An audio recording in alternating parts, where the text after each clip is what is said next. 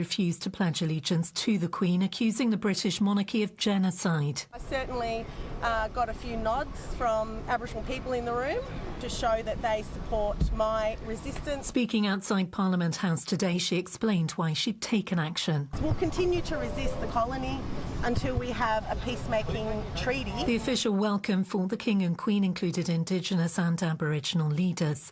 In his speech, King Charles spoke of how he'd been shaped and strengthened by the traditional wisdom of First Nations communities. For Lydia Thorpe, her message about the monarchy was clear. We don't need a king from another country to dictate to us what we do here. There's been no comment from Buckingham Palace on the protest. Anna Cunningham, CBC News, London.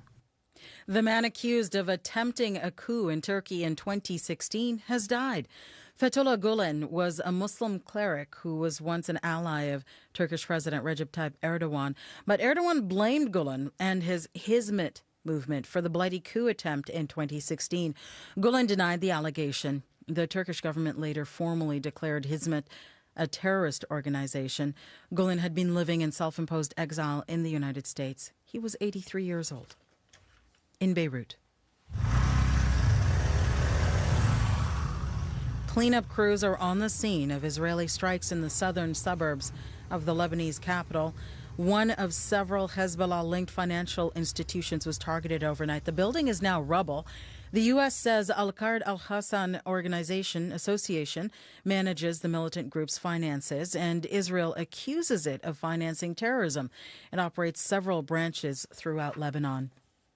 Canada's Sikh community wants law enforcement to stay vigilant in protecting them. It follows the announcement last week that Indian diplomats are targeting Canadians and that there is no imminent threat to public safety. But as David Thurton reports, many disagree. It is absolutely an extraordinary and outrageous situation. RCMP Commissioner Bridget Gauvin says she was surprised by how widespread the violence and coercion was and how closely connected it was to the Indian government. A week ago, Mounties went public with stunning allegations.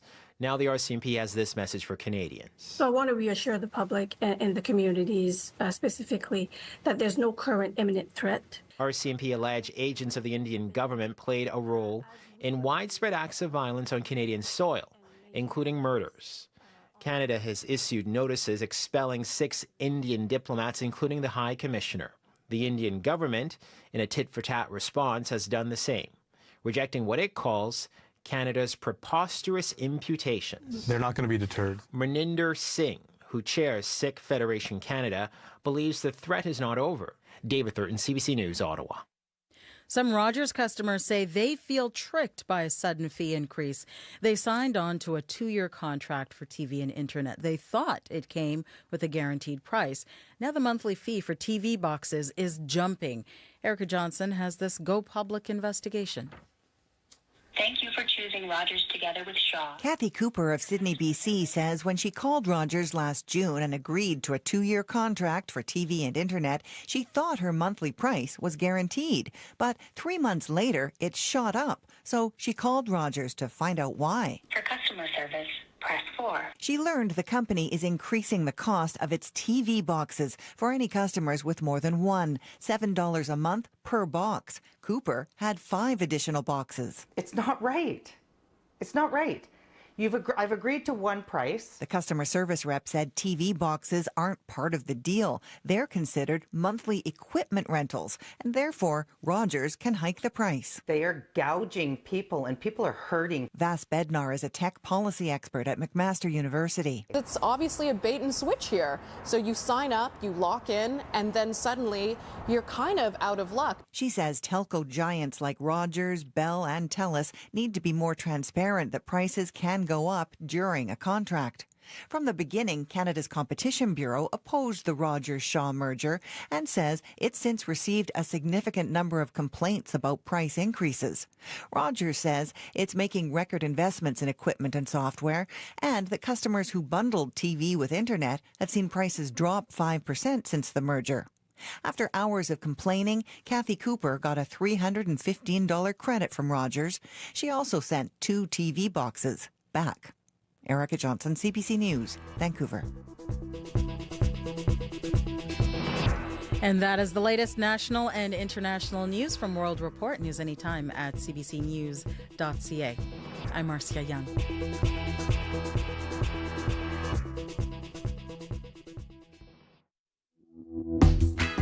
Good morning, Manitoba, and hello, Winnipeg. Welcome to Monday morning. Thanks for joining us here on Information Radio. My name is Marcy Marcusa, and this is CBC 89.3 FM. 9:90 a.m. on the app. You might also be watching on YouTube this morning. So let's get into what's happening on the program. From alternative designs to the Golden Boy to a local entrepreneur synonymous with the jukebox, our local colleague at CBC actually has a new book out. It highlights the stranger aspects and the most interesting stories in our province's history. So we're going to have him in studio to tell us some of those stories coming up. Also, this hour on the program, turning to more serious news. Sudan's civil war is displacing tens of millions of people, ravaging cities and towns and causing the threat of famine. We're going to talk to a humanitarian worker about the situation this hour, and we are going to remember Brian Little as he was celebrated yesterday. He played close to 1,000 games with the Winnipeg Jets, so we're going to hear more about his experiences and the profound impact he had on both the team and the city he proudly represented. So we'll hear more about what happened as Little was in town for this. Right now, let's get into other news headlines. Heather Wells joins us. Good morning. Good morning. We're going to hear about a new partnership. After 20 years of rivalries and arguments, the town of Lac-du-Bonny and the RM of Lac-du-Bonny are finally partnering up to bring water and economic growth to the area. Past rivalries have prevented the town from doing that. The town overhauled a water treatment plant back in 2004, meant to supply the entire region. It didn't happen. We'll hear about the change. A Winnipeg woman accused of torturing and killing cats and other animals has a history of defrauding seniors. Court records show Irene Lima was convicted twice of fraud while working as a home care worker. That story and more coming up in our next local news at 6:30. Let's do a quick roundtable. What did you do yesterday in the beautiful weather, Heather? I was out at a football game at Eastside Eagles home field. It was beautiful. Nice. Woohoo! Yes. And you're burying the lead because I think your grandson's team is made it to the final now. Did we ever knock out the Eastside Eagles? I feel bad. But yes, Charleswood Broncos heading to the finals next weekend at Princess Auto Stadium. So these kids get to play in this big stadium. So exciting. What an experience for them. And congrats to all the teams, the Eagles and every other team that's playing this Absolutely. fall, right? Everyone, I mean, they're a good team. Everybody played so well. Oh, and what a beautiful day for it. Corey Funk, what were you doing? I went for a lovely walk through Wildwood Golf Course, which was closed for the season. Fun. We turned one of the maybe you're not allowed to do this, but I did it. We turned one of the sand traps into a sand pit for the kids. Yeah, probably not allowed to do that. Yeah, I don't know. But anyways, also cheered on WFPS runners as well. So congrats to everyone who ran on the weekend. I heard you didn't just cheer them on as they were passing your house. You actually pulled out some chalk to write messages. Yeah, but we realized we were just about halfway. So I wrote halfway there, and I think that one of the runners were like, "We're actually past halfway." So I had to write past halfway-ish. So I had to amend my little sign on the road. Yeah. I like that you were cheering them on. Abby, you can hear Abby smiling in the background. What did you get up to? I coordinated and arranged a photo shoot for my brother and his family. Lovely day out actually to do that. Oh, I bet you were showing me pictures and all the traditional dress and everything. Yeah, they had to do three change of clothing. Yeah, we got to get you over to my house. I didn't know that was one of your services. Oh, now you know. I'll pay you.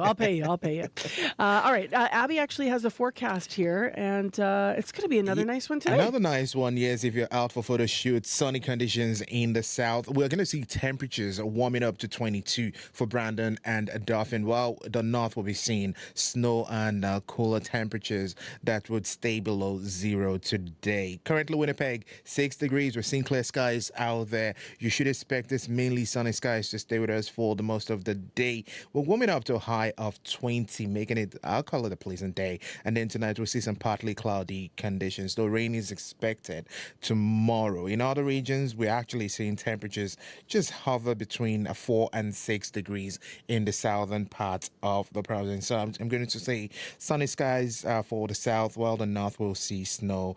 Currently, Winnipeg, 6 at the Forks, 3 at the airports, and we're warming up to a high of 20. All right, thanks, Abby. Thank you. And Corey also stuck around in case there's anything on the commute. Yeah, really quiet commute so far. But if you see something going on, give me a call, whether you're walking, bike, and driving, 204-788-3093.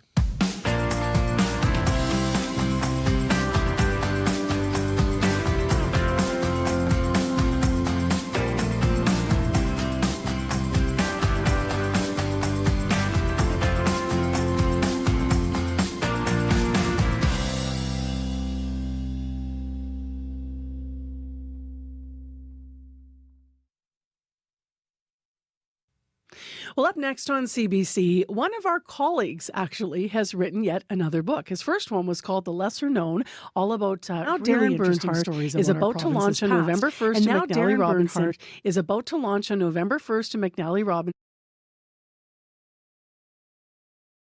Hi. Hi, Mars. Congrats on this. Thank you very much. So I know you're like a huge history buff. You would probably live at the archives if you could. Why'd you want to write another book about our province's, I guess for lack of a better term, strange past? There's just so many stories to tell. You know, it's what like you said, I just love doing that.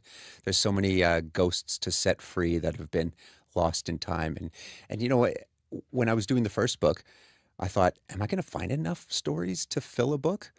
And the more you dig, the more you uncover, and then your radar is starting to sense those kind of things, and they start to come from all kinds of places. It's almost like when you're talking near your phone and your phone starts to put ads up for things that you mentioned. When you're tuned into something, these stories start to show up, and I just had to write another one. They started to pile up, and they were calling to me. Does this book take a different approach than your first book in terms of how you share the stories, or do you see it as a continuation? It's pretty much a continuation, I think. The first one really began. They almost take a reverse approach, though. The first one began with me spending time at the archives and going through photos that maybe I'd never come across before, and then saying, I want to write a story about this. I don't know what this photo is for. This one started with the stories that popped up during that first researching, and then the photos came afterwards. So it was sort of a reverse approach this time, but it really is a continuation. So let's get right into this because I want to hear some of these stories. So one of the things that people might not realize, and you shared this, is about Kenora. What is shared about Kenora as it relates to our province? Well, Kenora, in its early time when it was known as Rat Portage, was claimed by Manitoba, but it wasn't official. Manitoba claimed it. Ontario was like, you know what? I think that's actually ours. And the story I have in the book explains a lot of the convoluted political aspects of it. But essentially, both provinces were laying claim to it. And that meant everything doubled up. There was 2 court systems, 2 police forces, 2... like Manitoba and Ontario. Manitoba and Ontario. Competing for this piece. Yeah. And there was actually, the people in Rat Portage had 2 federal representatives. They elected parliamentarians for Ontario and Manitoba. And it got so absurd at one time that the police forces were arresting each other. The police chief of Ontario arrested the police chief of Manitoba. They were, during election times, they had to have a military guard Manitoba so that Ontario didn't interfere with the elections on their side. It was absurd, yeah. How did it ultimately play out for the fact that obviously Kenora is not part of Manitoba? Right, and what it went to was the Privy Council in England. That was the highest court in Canada at the time. It went there for them to ultimately decide who it belonged to. But it was a incredible border dispute that came along because of these vague descriptions way back when Rupert's Land existed and Canada was just being formed, and there wasn't really any defined western border to Ontario or eastern border to Manitoba. So they both kind of were like, well, we'll take over here. I may be even showing my ignorance here, but I've never heard the term Rat Portage. Yeah, so Rat Portage was because it was named after the portage of muskrats between the Winnipeg River and Lake of the Woods at the time. Kenora actually comes from 3 places: Keewatin, Norman, and Rat Portage. The 2 letters of each of those names. What other stories in here, because there are many, are some of your faves that you want to share with people this morning? There's so many. There's the archives itself is just not just a wealth of history, but it's got its own incredible story behind it. Some of the characters I've come across. I think you guys might have come across this when you were in the Interlake before, but Percy Moggy and the fugitive who hid out in the Interlake for 10 months. Yeah, the cabin. When we were in St. Laurent earlier this year. Fascinating. Oh, it's so great. And you know what? There's also 2 kind of aspects to the book. There's stories, and then there's a sort of a sidebar threading through it of firsts. accomplishments in the Northwest, that not just in Manitoba but in the West, that were first done here, and some of those are incredible. Like there's these odd ones. The paint roller was invented by a Manitoban, and next to the fuzzy paint roller thing that we put on the really? Yeah, and next to the safety pin, the paint roller is considered the most used invention in the world. And a Manitoban invented it. Yeah. Why and who? Like, how did that even, like, what's the story behind that? I'm not telling you. No. Read the book, lady. You also learn quite a lot in this book. You explore what Manitoba could have been. Now, particularly when it comes to architecture, like the Richardson Building, for example, and the Golden Boy. So what did you learn around that? Yeah, that's what's interesting about it. History isn't just what used to be. It's also about what could have been. And there's decisions along the way, economic conditions, like the Depression is what really killed a lot of plans. So in the archives, as I was mentioning, with its wealth of information, there are images of proposed buildings. There's correspondences. So some of those images show what City Hall could have looked like, these grand, elaborate, Roman, Greco-looking buildings. The Richardson Building would have been a dynamic Art Deco, almost something looked like from Gotham, right on the corner. Yeah, and then the Golden Boy, the design for the Golden Boy, there's correspondence between the French sculptor and Manitoba, and the Golden Boy was one of the original plans, had him with a winged helmet and wings on his ankles, almost like of a Roman or Greek god. So you can see these ideas of what may have been. But in terms of the buildings, the Depression hit, those plans got set aside, and when they came back, the designs were scaled back. How has writing this book, and I guess, both of the books, but this book in particular, changed the way that you view the province? I don't know that it's changed the way I viewed it, but it's made me appreciate it more. It's just made me look at things, and what I hope it does for people who read the book. I hope they look at not just our province, but wherever you live, and wonder about what may have been, or why is this like this.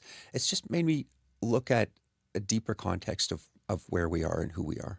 How are we going to give these books away? We have 2 beautiful copies of Prairie Oddities to give away. And do you want historical stories, or what are you thinking? What are you how about people tell us their favorite Manitoba history or prairie history? I love that. 788-3205. Get those historical stories. What's your little tidbit you want to share? What's the thing you share at parties? I bet you're super fun at parties now, Darren. Thank you for coming in and telling us about it. Congratulations. Thank you for having me.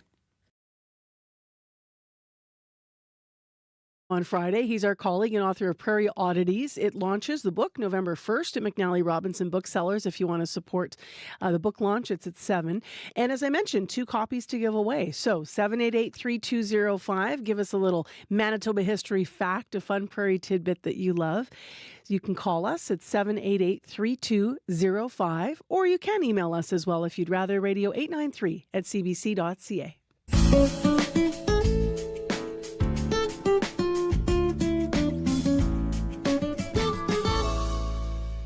6:24 a.m. is the time right now on 89.3 FM, 990 AM on the app and YouTube. 6 degrees in Winnipeg, clear and calm. Going to be warm today again. There is some light rain in the province. That's up in Flin Flon and the Paw this hour. Well, next on the show, we turn to international news. One of the world's worst humanitarian disasters right now is happening in Sudan. A civil war between 2 rival army groups has left tens of millions of people homeless and on the move, and it is hard for the international aid to get into the country. Many in the country right now are facing famine. Now, despite all of it, aid groups say that the situation is going underreported.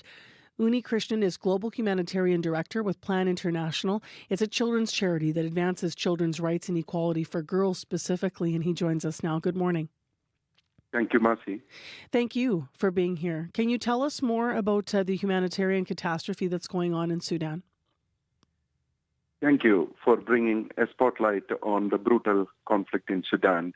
It's 18 months since the conflict and the violence escalated there. And 18 months into this brutal conflict, Sudan is now the fastest growing human displacement and humanitarian crisis in the world. And with over 5 million children displaced, out of which 2.5 million girls are off to school, And with more than 5 million children being displaced, Sudan is also the largest child displacement crisis in the world.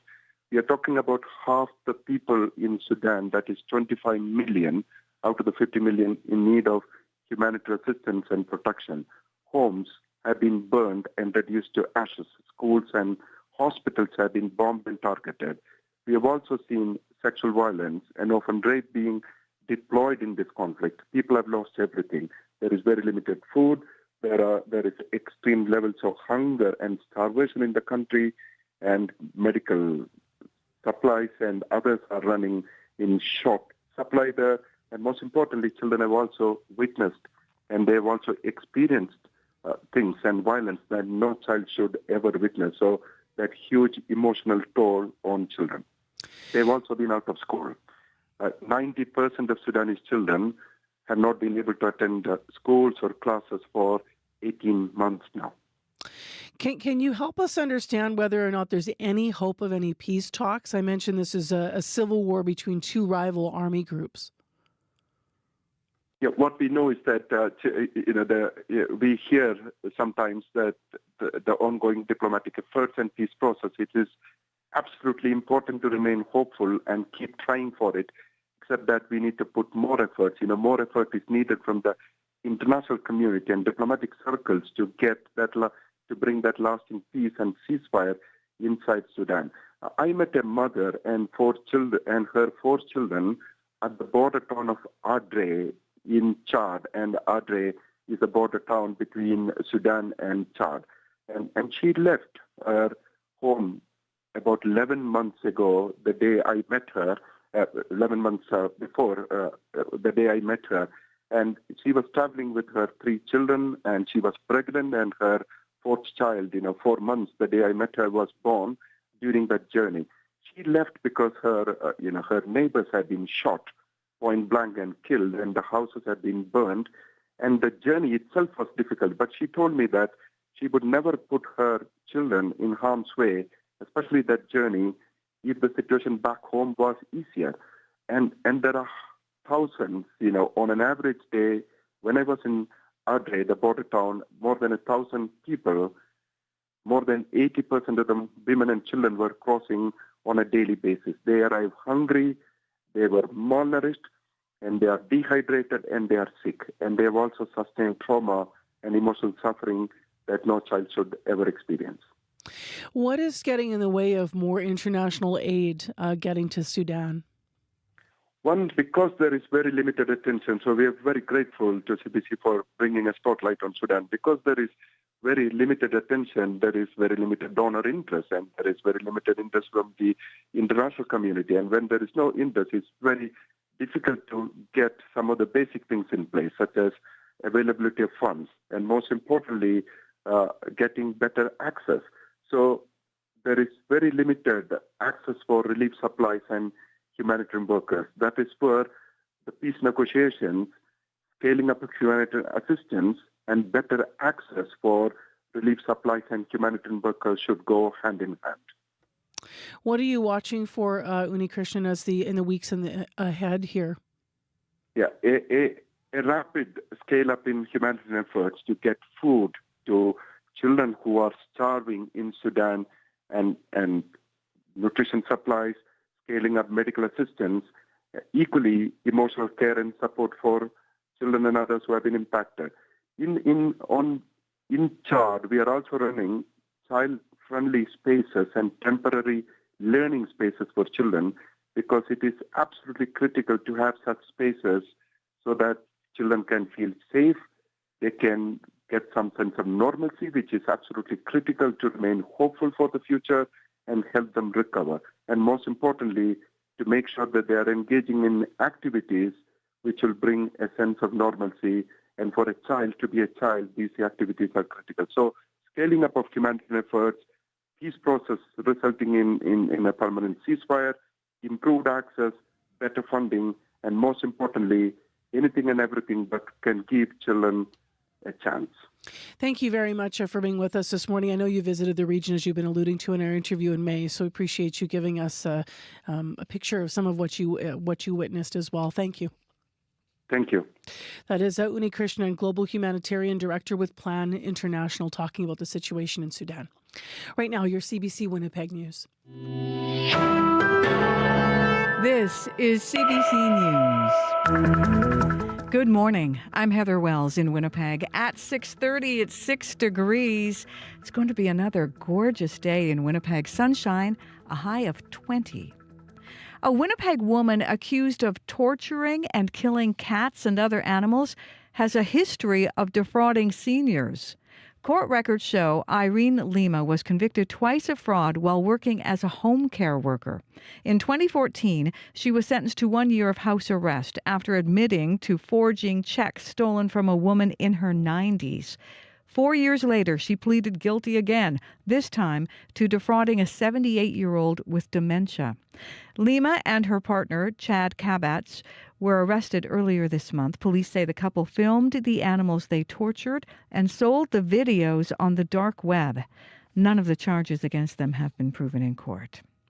Well, after years of discord, the town of Lac du Bonnet and the rural municipality of Lac du Bonnet say they have developed a new spirit of cooperation. The two councils hope to attract more economic opportunities to the area. And as Emily Brass explains, they say it all starts with the water. This is kind of the top level of snowmobiling. Lake Life Power Sports wouldn't be in Lac du Bonnet if local politicians hadn't set aside their differences and started working together. The thriving new showroom sits just outside town limits, and while the town has water and sewer services, the RM does not. Craig Becker says his business couldn't start up without it. It put the town and the RM in a place where they had to work together because we needed sewer and water from the town and we wanted the land from the RM. The town revamped its water treatment plant 20 years ago. It was meant to serve the region, but that never happened. RM residents have been living with boil water advisories and trucking in water for decades. There was much less of a collaborative approach, and that's changed recently.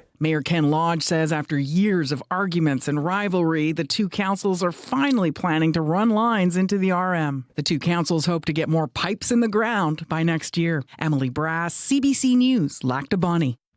A proposed screening clinic for people with diabetes in Winnipeg aims to reduce complications related to the disease, like vision loss, kidney disease, and amputations. Tony Tilston-Jones at the Youville Diabetes Centre says they already provide education and resources for people living with the disease. She would also like to open a screening clinic for eyes, kidneys, and feet so people can find out about the potential complications all in one place. For a lot of these complications, it's the earlier that we can get to them or detect them, the better the chances of delaying any progression of the disease and hopefully preventing it. And then if we detect it early, we can hopefully get pathways to care much faster. Tilston-Jones says they have taken this idea to the health minister's office. A statement from Uzoma Asaguera says the WRHA works directly with stakeholders on analyzing prospective projects. The spokesperson for WRHA says it will continue working with Youville through usual planning channels to assess the proposal and ensure the most appropriate services are available for patients. It is expected to take most of this week before we have the final results of the BC election. Ballots were cast Saturday, but election officials say votes need to be recounted by hand in two ridings where fewer than 100 votes separate the NDP and BC Conservatives. The initial count that wrapped up yesterday has David Eby's incumbent New Democrats elected or leading in 46 ridings.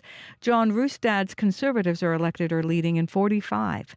The Green Party has won 2 seats. You can hear the latest national and international news coming up on World Report at 7. A celebration of a career. Jets fans, let's hear it one more time for number 18, Brian Little. Brian Little has played the second most games in Jets franchise history. He signed a one-day contract to retire with the only franchise he's played for and also took part in a ceremonial face-off. This isn't just, where I worked. It was kind of the people around here were my family and my friends, and a lot of the best memories I have playing hockey were with this team and in this city and in front of these fans. Little last played in November 2019. He took a slap shot to the head, sustaining a perforated eardrum, a career-ending injury. Well, the Winnipeg Jets stand alone, the only undefeated team in the NHL.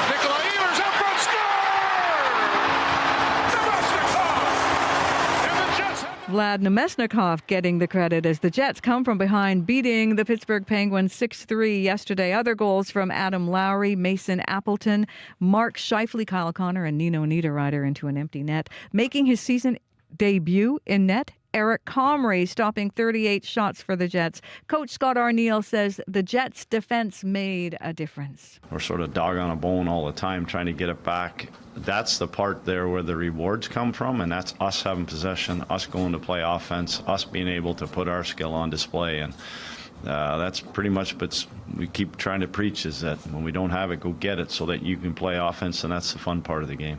The Jets now hit the road for 3 games beginning tomorrow in St. Louis. You can find more news updated throughout the day at cbc.ca/Manitoba. All right, thank you, Heather. You're welcome. We're going to have more on Brian Little and that celebration, by the way, in this half hour on the program. Right now, though, it's time for your regional forecast from CBC Manitoba, and Abby Adiemi has those details. Good morning once again. A mild start to Monday with current temps in Winnipeg at 6 degrees. Clear skies we're seeing out there. Today, we will see mainly sunny conditions in this part of the province. Will be warming up to a high of 20. Some cloudy conditions in the evening, and then tomorrow rain is expected.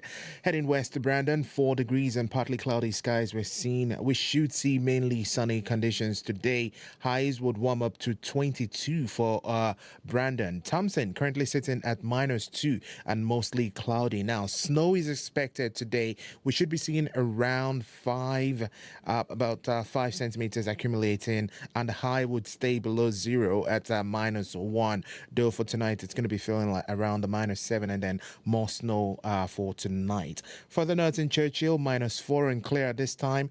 Today, we'll see a mix of sun and clouds turning to cloudy conditions as you get into the afternoon period. The highs would only get, you won't be seeing a lot of highs there because you'll be below the freezing point at -1.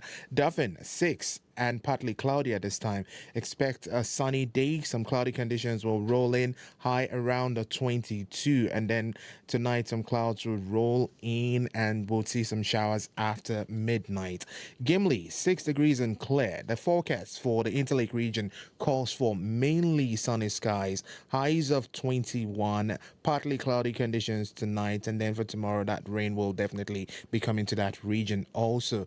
Steinbach is sitting at 5 degrees and clear. Also, forecast calls for mainly sunny weather today. Highs will be reaching at 21, and then partly cloudy conditions for tonight. Morris, 2 degrees and clear.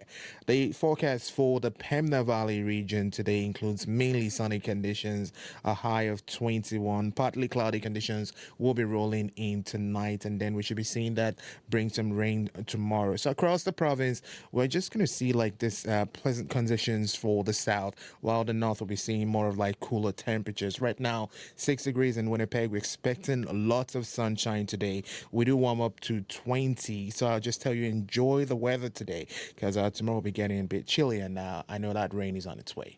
I'd asked on Facebook, how'd you spend that beauty of a day yesterday, Manitoba? So there's a number of pictures there. We'll share some of your stories in the next hour. Maybe we'll get those pictures over to Kev for our YouTube stream. So looks like people were making the most of it. This morning, how's the commute, Corey? Really quiet commute so far. I haven't heard of any major issues, but if you're out there, you see something, give me a call on the CBC commuter line. That number, 204-788-3093. All right, thanks, Corey. Thank you. Neil Kumar is here with our business news now. Good morning, Neil. Good morning. So let's start with the federal government. They say that businesses can now request a tariff exemption on Chinese goods. What more can you tell us about this? That's right. Ottawa says businesses can request relief from newly announced tariffs on Chinese electric vehicles, including steel and aluminum. The federal government also says the measure is meant to offset challenges that industries across the country could face as they adjust their supply chains. Back on August 26th, Prime Minister Justin Trudeau announced that Canada will impose a 100% tariff on Chinese EVs and a 25% tariff on steel and aluminum. The tariff on Chinese EVs took effect at the beginning of the month on October 1st, with steel and aluminum tariffs set to come into place tomorrow. The federal government says it will take requests into consideration with businesses that rely on imported products and can't source it from elsewhere, or where they face contractual obligations that were set before the announcement on tariffs, as well as other exceptional circumstances. Finance Minister Chrystia Freeland has accused China of unfair trading practices as well as abysmal environmental and labor standards that she said allow it to unfairly price and dump products into the market at a huge cost to the environment and workers. The tariffs were announced after a month-long consultation process, which is required by Canadian law.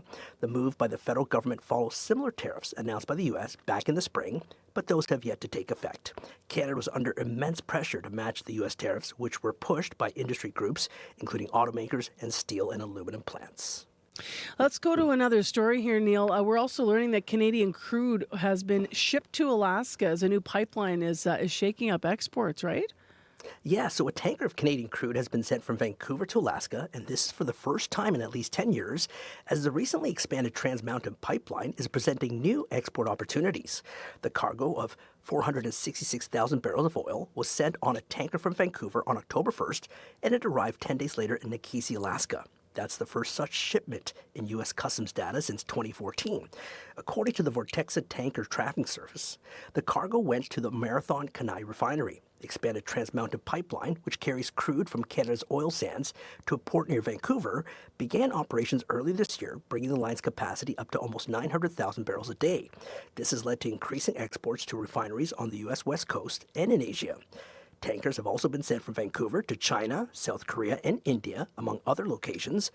Most of the crude that's gone from Vancouver to the U.S. travels south to California or Washington State. The shipment that is sent to Alaska, which is a major oil-producing state in the U.S., is unusual not just because it originated from Canada. Only 5 international tanker shipments of crude have gone to Nikisi in the past 4 years, including 2 from Argentina this year and 2 from Russia in 2021. And let's get more details now on this Elon Musk story that a lot of people are reporting on this morning. He's offering $1 million daily prize to entice swing state voters to sign a petition. What's going on with this? Well, Musk says that money will go to one lucky registered voter per day in swing states who signed his petition for his pro-Trump Political Action Committee. This is all in an effort to get his supporters in those swing states to the voting booth. Musk toured Pennsylvania over the weekend to boost voter registration in his support of the Republican nominee Donald Trump. Musk calls the state the linchpin in this election. The deadline to sign the petition is tonight as Pennsylvania's voter registration closes. The petition posted on the America PAC website said that to be eligible for payments, signees must be registered voters of Arizona, Georgia, Michigan, Nevada, North Carolina, Pennsylvania, or Wisconsin. At pro-Trump events, Musk has pushed debunked voter fraud conspiracies, called for deregulation, and repeatedly characterized President Biden and Vice President Kamala Harris, who are, of course, rivals of Donald Trump, as replaceable puppets. Musk's animosity towards U.S. President Biden came to fruition back in 2021 when the White House declined to invite Tesla to an electric vehicle summit. Elon Musk is the CEO of SpaceX and the owner of the social media website X, which is formerly known as Twitter. Obviously, there'll be lots of analysis throughout the day about whether or not he can do this as well. You know, what are the rules around this? What's going on in the markets so far? So in Europe, markets are mixed as investors await key earnings. Germany is down, UK is up, France is down. In Asia, Asia-Pacific markets are mixed as investors assess China's loan prime rate cut. Japan is down, Shanghai is up, Hong Kong is down, oil is up $1.58 to $70.80 US per barrel, gold is up $20.30 to $2,750 US per ounce, and the Canadian dollar is down 0.01 cents to 72.4 cents US. All right, Neil, thank you.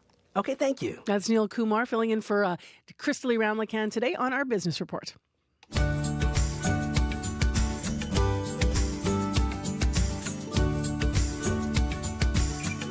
All right, it's 6:44 a.m. on your Monday morning. It's clear and 6 degrees in Winnipeg. And if you liked yesterday, you'll love today.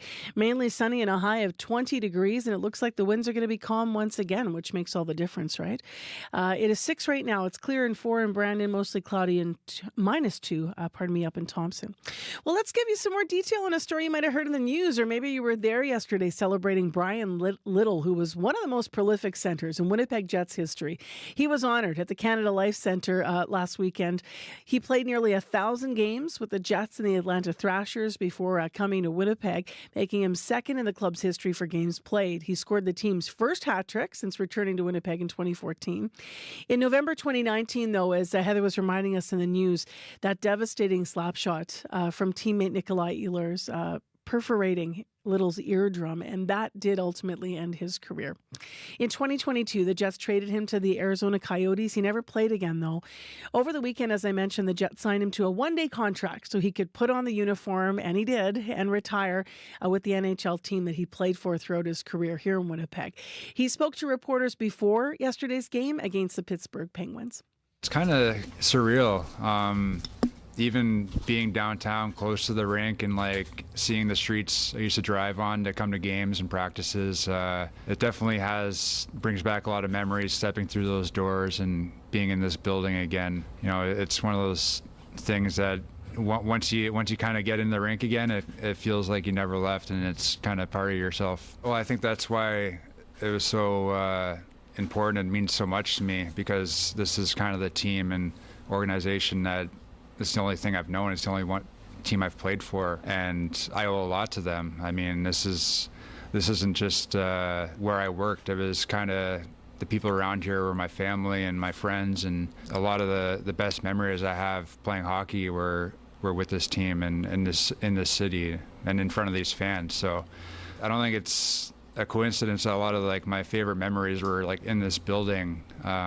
Whether it be like the first playoff game or, you know, the very first game against the Canadians, a lot of my favorite memories are in this building. You know, coming from Atlanta, where it was kind of like a whole different, you know, we were struggling to get people in the arena to come and play in a Canadian city where the fans in the city are, you know, so passionate about hockey and about the Jets. That's kind of, you know, what every player's dream of. I mean, you want to play in that atmosphere. This kind of became, you know, our second home. Spent so much time here, you know, had a family here. Coming back and all those memories come flashing back, and it goes by fast, but it definitely made it more special that it was in Winnipeg, and, you know, like I said, being in front of these fans, it's unbelievable. Someone asked me about it a few years ago, maybe signing a one-day contract and kind of retiring as a Jet. Yeah, because it always felt weird to be part of the Coyotes or,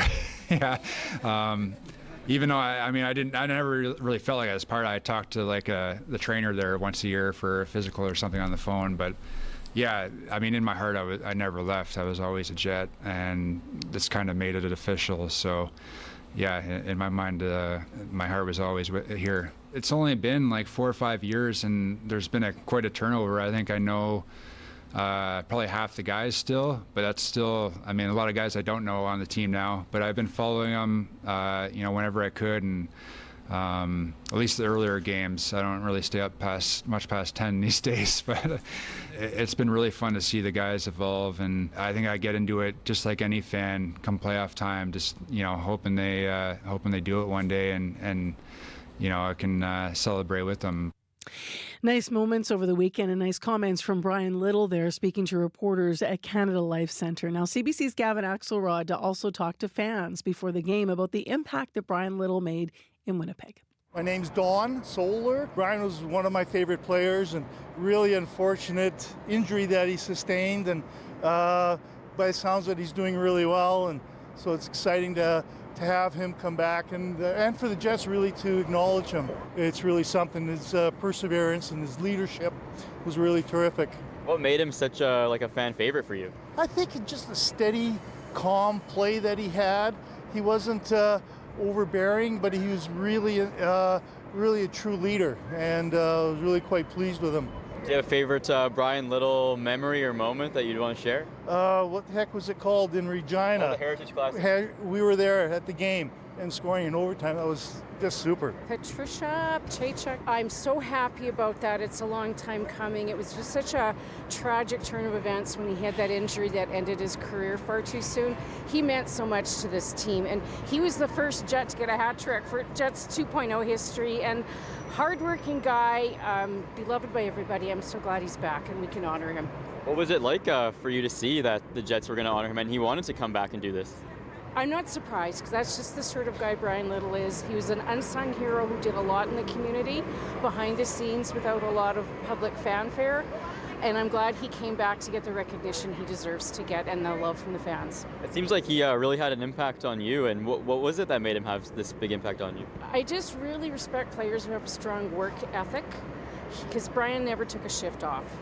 And he would find a way to make a pass or score a goal, and he just seemed to be a fantastic teammate. All the guys in the team really respected him. And a lot of people, they say like, oh, players don't want to play here, or they don't want to sign here. What do you make of the fact that he wanted to come back and sign this one-day contract to retire as a member of the Jets? Well, that disproves that theory, doesn't it? There are people who want to be here. There are people who've re-signed, like Hellebuck and Scheifele. That's a good core in that dressing room, and they've got a good coach. They can go far. It's just too bad Brian's not on the ice with them anymore, but he can cheer them from afar. So that was some of the celebration that was going on yesterday in our community for Brian Little. That was some of the fans that Gavin Axelrod of CBC spoke with, Jets fans talking about Brian Little. The Jets ultimately won against the Pittsburgh Penguins yesterday, 6-3. They're the only undefeated team in the NHL right now, perfect 5-0. So we'll see if they can keep that going. It's interesting because they're starting their season the opposite of what the Bombers did, but then the Bombers for the end of the season were undefeated for a while there before last week. So local teams doing well right now in Winnipeg if you're a sports fan. If you want to read more, though, and see more about the celebration of Brian Little over the weekend, please go to our website for some photos at cbc.ca/Manitoba. Allison Russell on the recorder. Arkells on the accordion. Shawnee Kish on the kazoo. The Canadian Music Class Challenge is back. Pick a song from our list, create a cover version, upload the video. Amazing prizes are up for grabs, including thousands of dollars worth of new musical instruments for your class. The deadline is November 18th.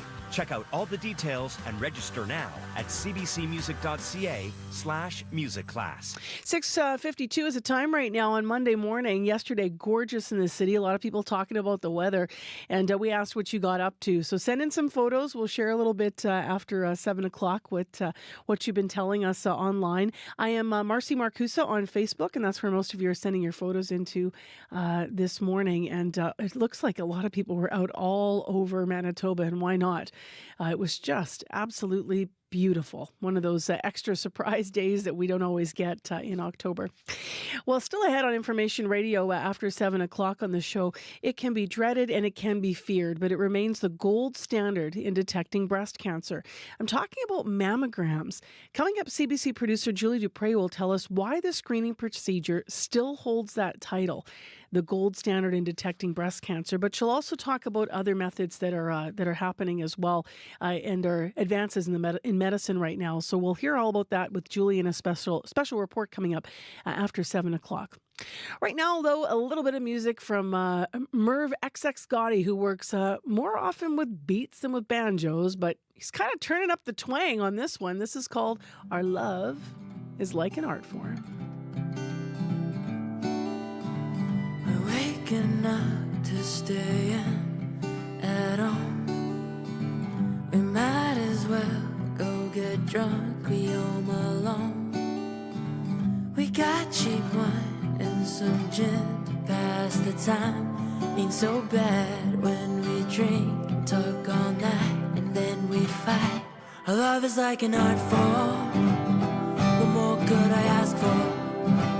Our love is like an art form. How could I want more? How could I want more?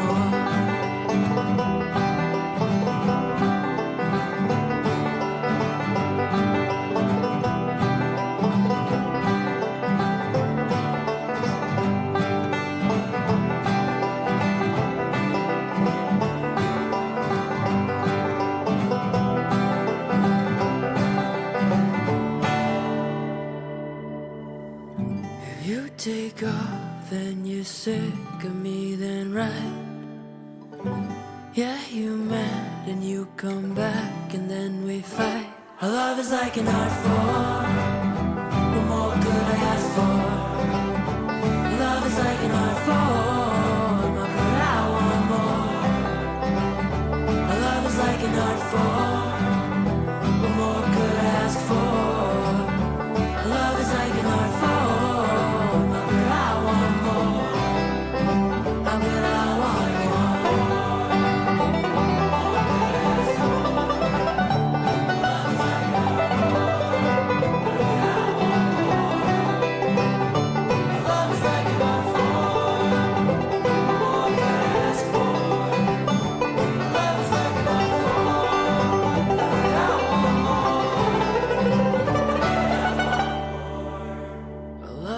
like an art form.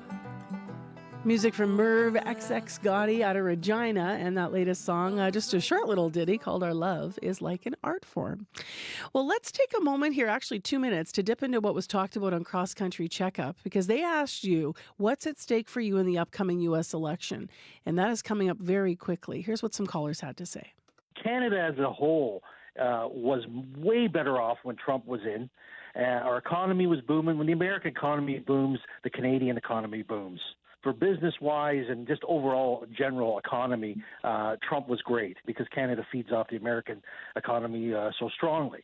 So without a doubt, Trump in is a win for Canada. I'll be transparent. I was a longtime Republican and even a Libertarian. I was a delegate for Ron Paul a long time ago. Still a Libertarian, but I'm more of a centrist, but I do, pick and choose left and right. I'm concerned that there will hardly be dialogue anymore. The truth has become subjective, and it shouldn't be. It's confirmation bias, what people want to believe, instead of actually having dialogue, being humbled by dialogue. I'm from the state of Ohio where I grew up. I was super conservative and religious, and over the past decade or so, my views have really changed. For me, I'm a competitive athlete, and I'm having to make the choice to get a procedure done for my reproductive health before I'm probably ready to do it based on my racing schedule, because I don't know if I'm going to still have access to my reproductive health if the ACA is repealed. So I'm 31 years old, and I'm basically getting both of my fallopian tubes removed because I absolutely do not want to have children, and I don't know how long I'm going to have that option.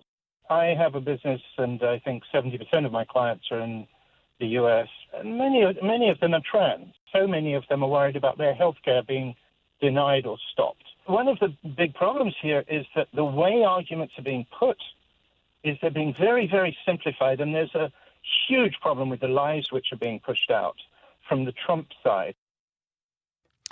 So those were Canadian and American callers, by the way, on yesterday's Cross Country Checkup. It was a special edition of the show called America Votes, a Cross-Border Conversation.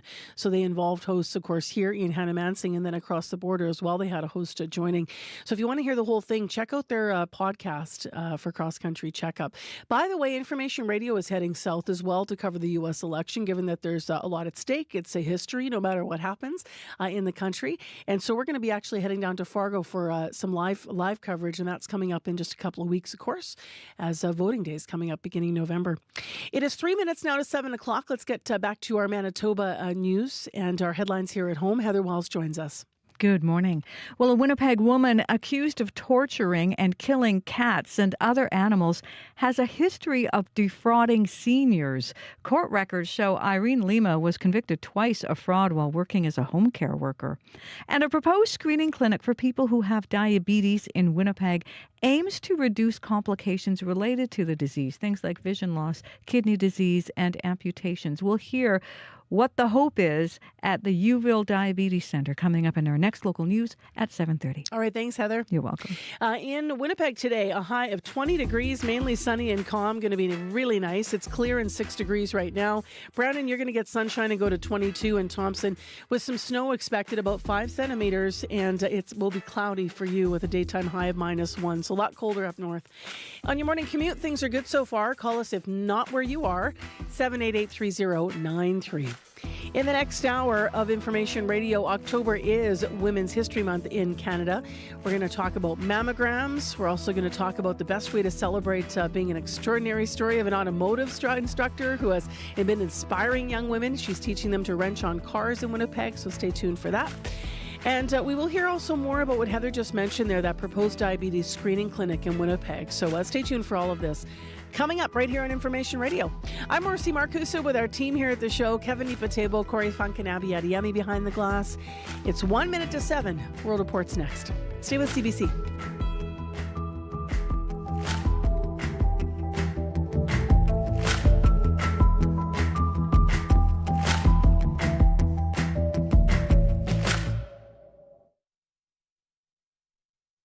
On the current. Our system must be orderly and secure.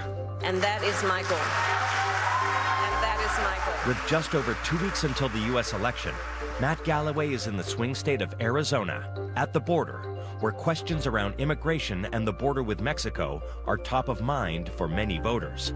That's On the Current. This morning at 8:37, 9:07 in Newfoundland, and on the CBC Listen app.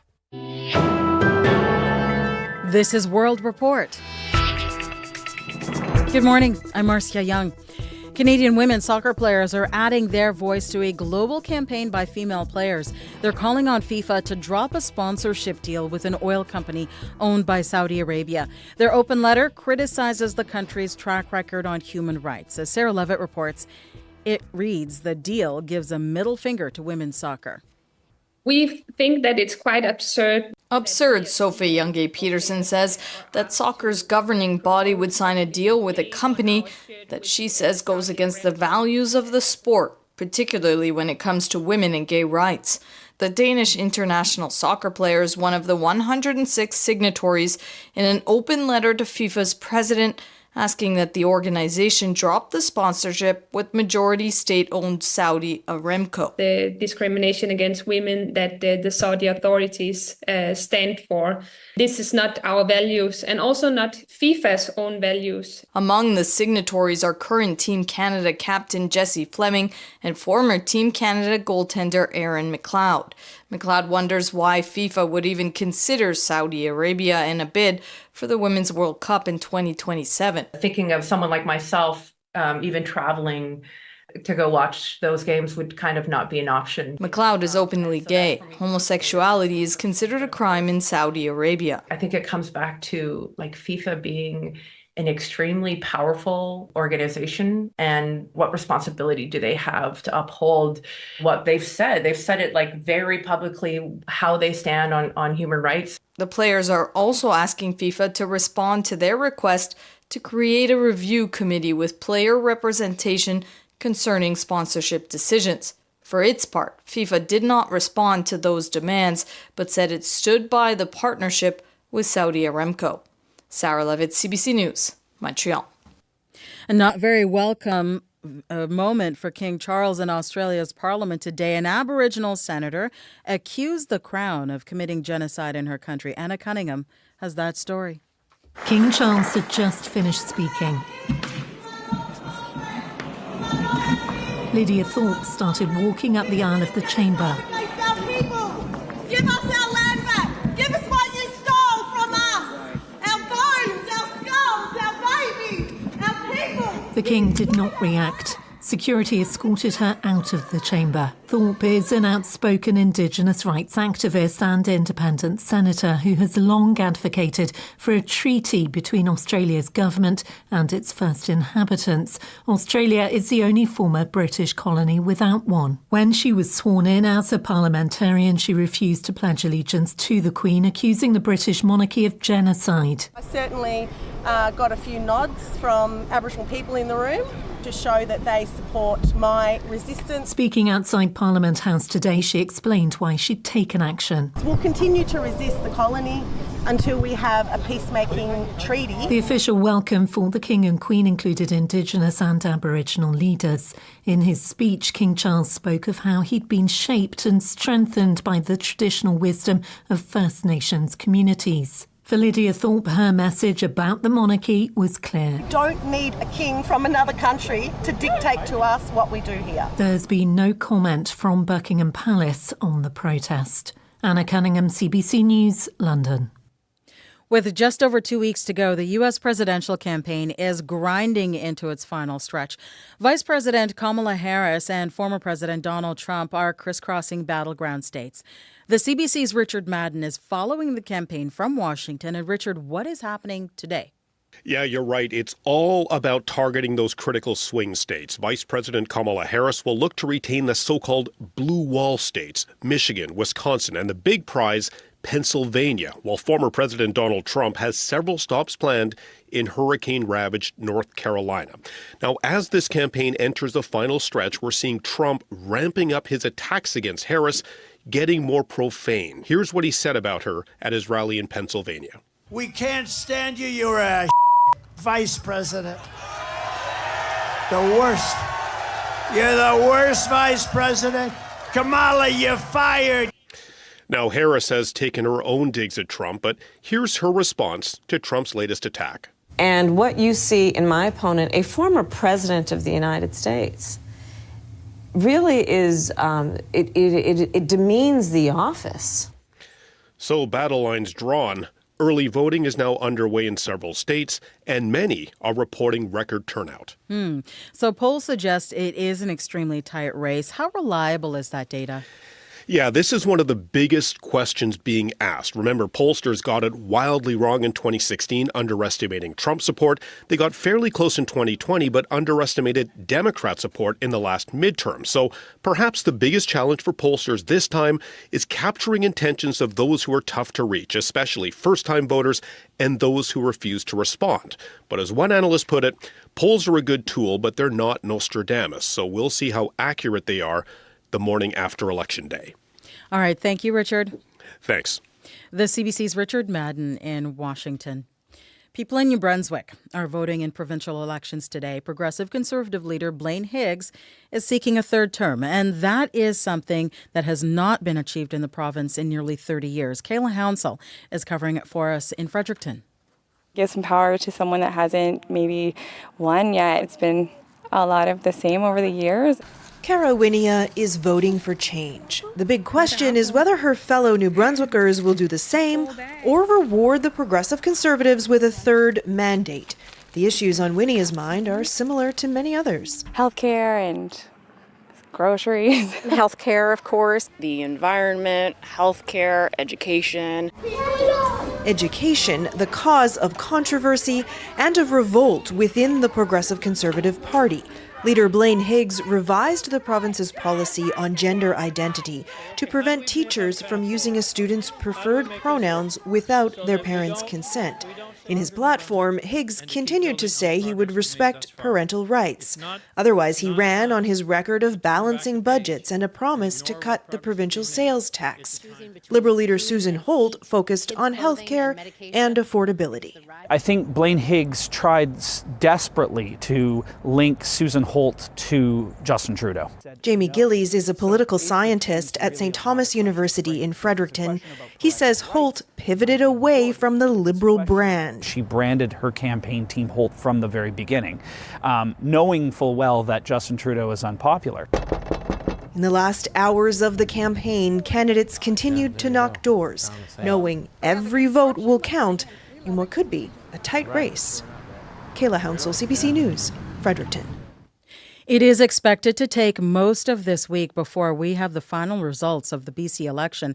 Ballots were cast on Saturday, but election officials say votes need to be recounted by hand in two ridings where fewer than 100 votes separate the NDP and the BC Conservatives. A warning now, as the story you're about to hear deals with the issue of suicide. Last month, 2 people died after jumping off the Confederation Bridge connecting PEI to New Brunswick. As the CBC's Wayne Thibodeau reports, people who work in mental health are asking if more can be done to prevent further tragedies. I thought, how tragic is this, and two so close together. Amanda Brazil reflects on 2 recent tragedies on the Confederation Bridge. She worked with the Prince Edward Island government to develop its suicide prevention strategy. It was released in 2018. That strategy didn't include the Confederation Bridge, but included calls for barriers on other PEI bridges. But that never happened. Brazil says she's confident barriers on the bridge would make people think twice. Research has shown that if there are barriers in place, it will often give a person a moment to sort of stop and think. CBC News reached out to the PEI government to see how many of the suicide prevention strategy recommendations were implemented. They didn't give us that information, but said they remain dedicated to exploring possible solutions to help reduce suicide. It's always a tragedy to hear. Julia Ramsey works with the Canadian Mental Health Association. She's seeing more and more people reaching out for help. some after they attempted to take their own life. Life is really difficult for people, and I think it's just increasingly getting more challenging. According to the coroner's office, Prince Edward Island suicide rates remain below the national average, about 20 people a year. Officials say suicides on the Confederation Bridge are rare. The company that operates the bridge sent a brief statement saying the bridge is monitored and patrolled throughout the day. Wayne Thibodeau, CBC News, Borden, Carleton, Prince Edward Island. That is the latest national and international news from World Report News Anytime, cbcnews.ca. I'm Marcia Young.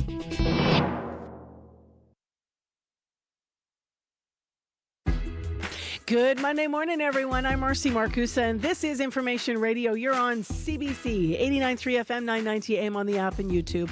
Thanks for joining us. Well, sometimes after a beautiful weekend, we wake up and go, oh, now it's going to turn, the weather that is, but not today. It's still going to stay nice.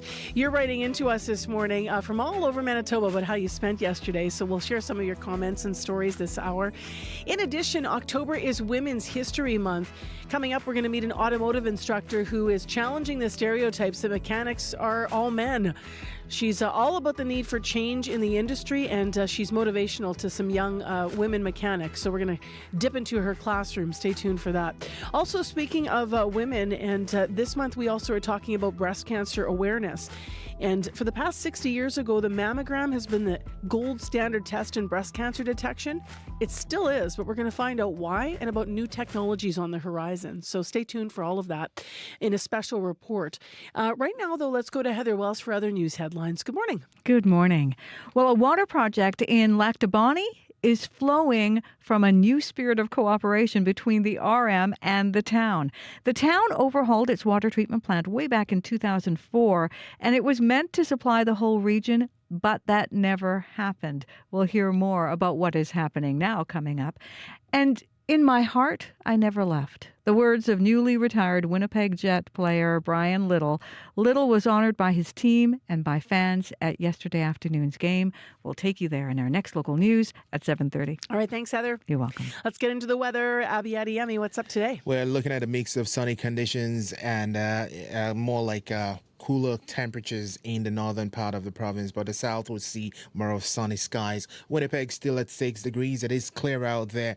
We will see mainly sunny day today. In the city, we warm up to 20 degrees, and then tonight, some partly cloudy conditions. Up north, we're seeing mostly cloudy skies in Thompson, while it is clear in Churchill with temperatures still below zero. And down south, we're expecting sunny skies, highs of 20, though tomorrow rain on the way. Currently, we're seeing the temperature hover between a 1 in Dauphin and 6 in Gimli. Right now, Winnipeg 6 degrees, sunshine ahead, high of 20 and cooler. Do enjoy the nice weather today because it's going to get chilly, cooler, and we're going to see rainy conditions tomorrow as the temperatures drop tonight. So just enjoy today.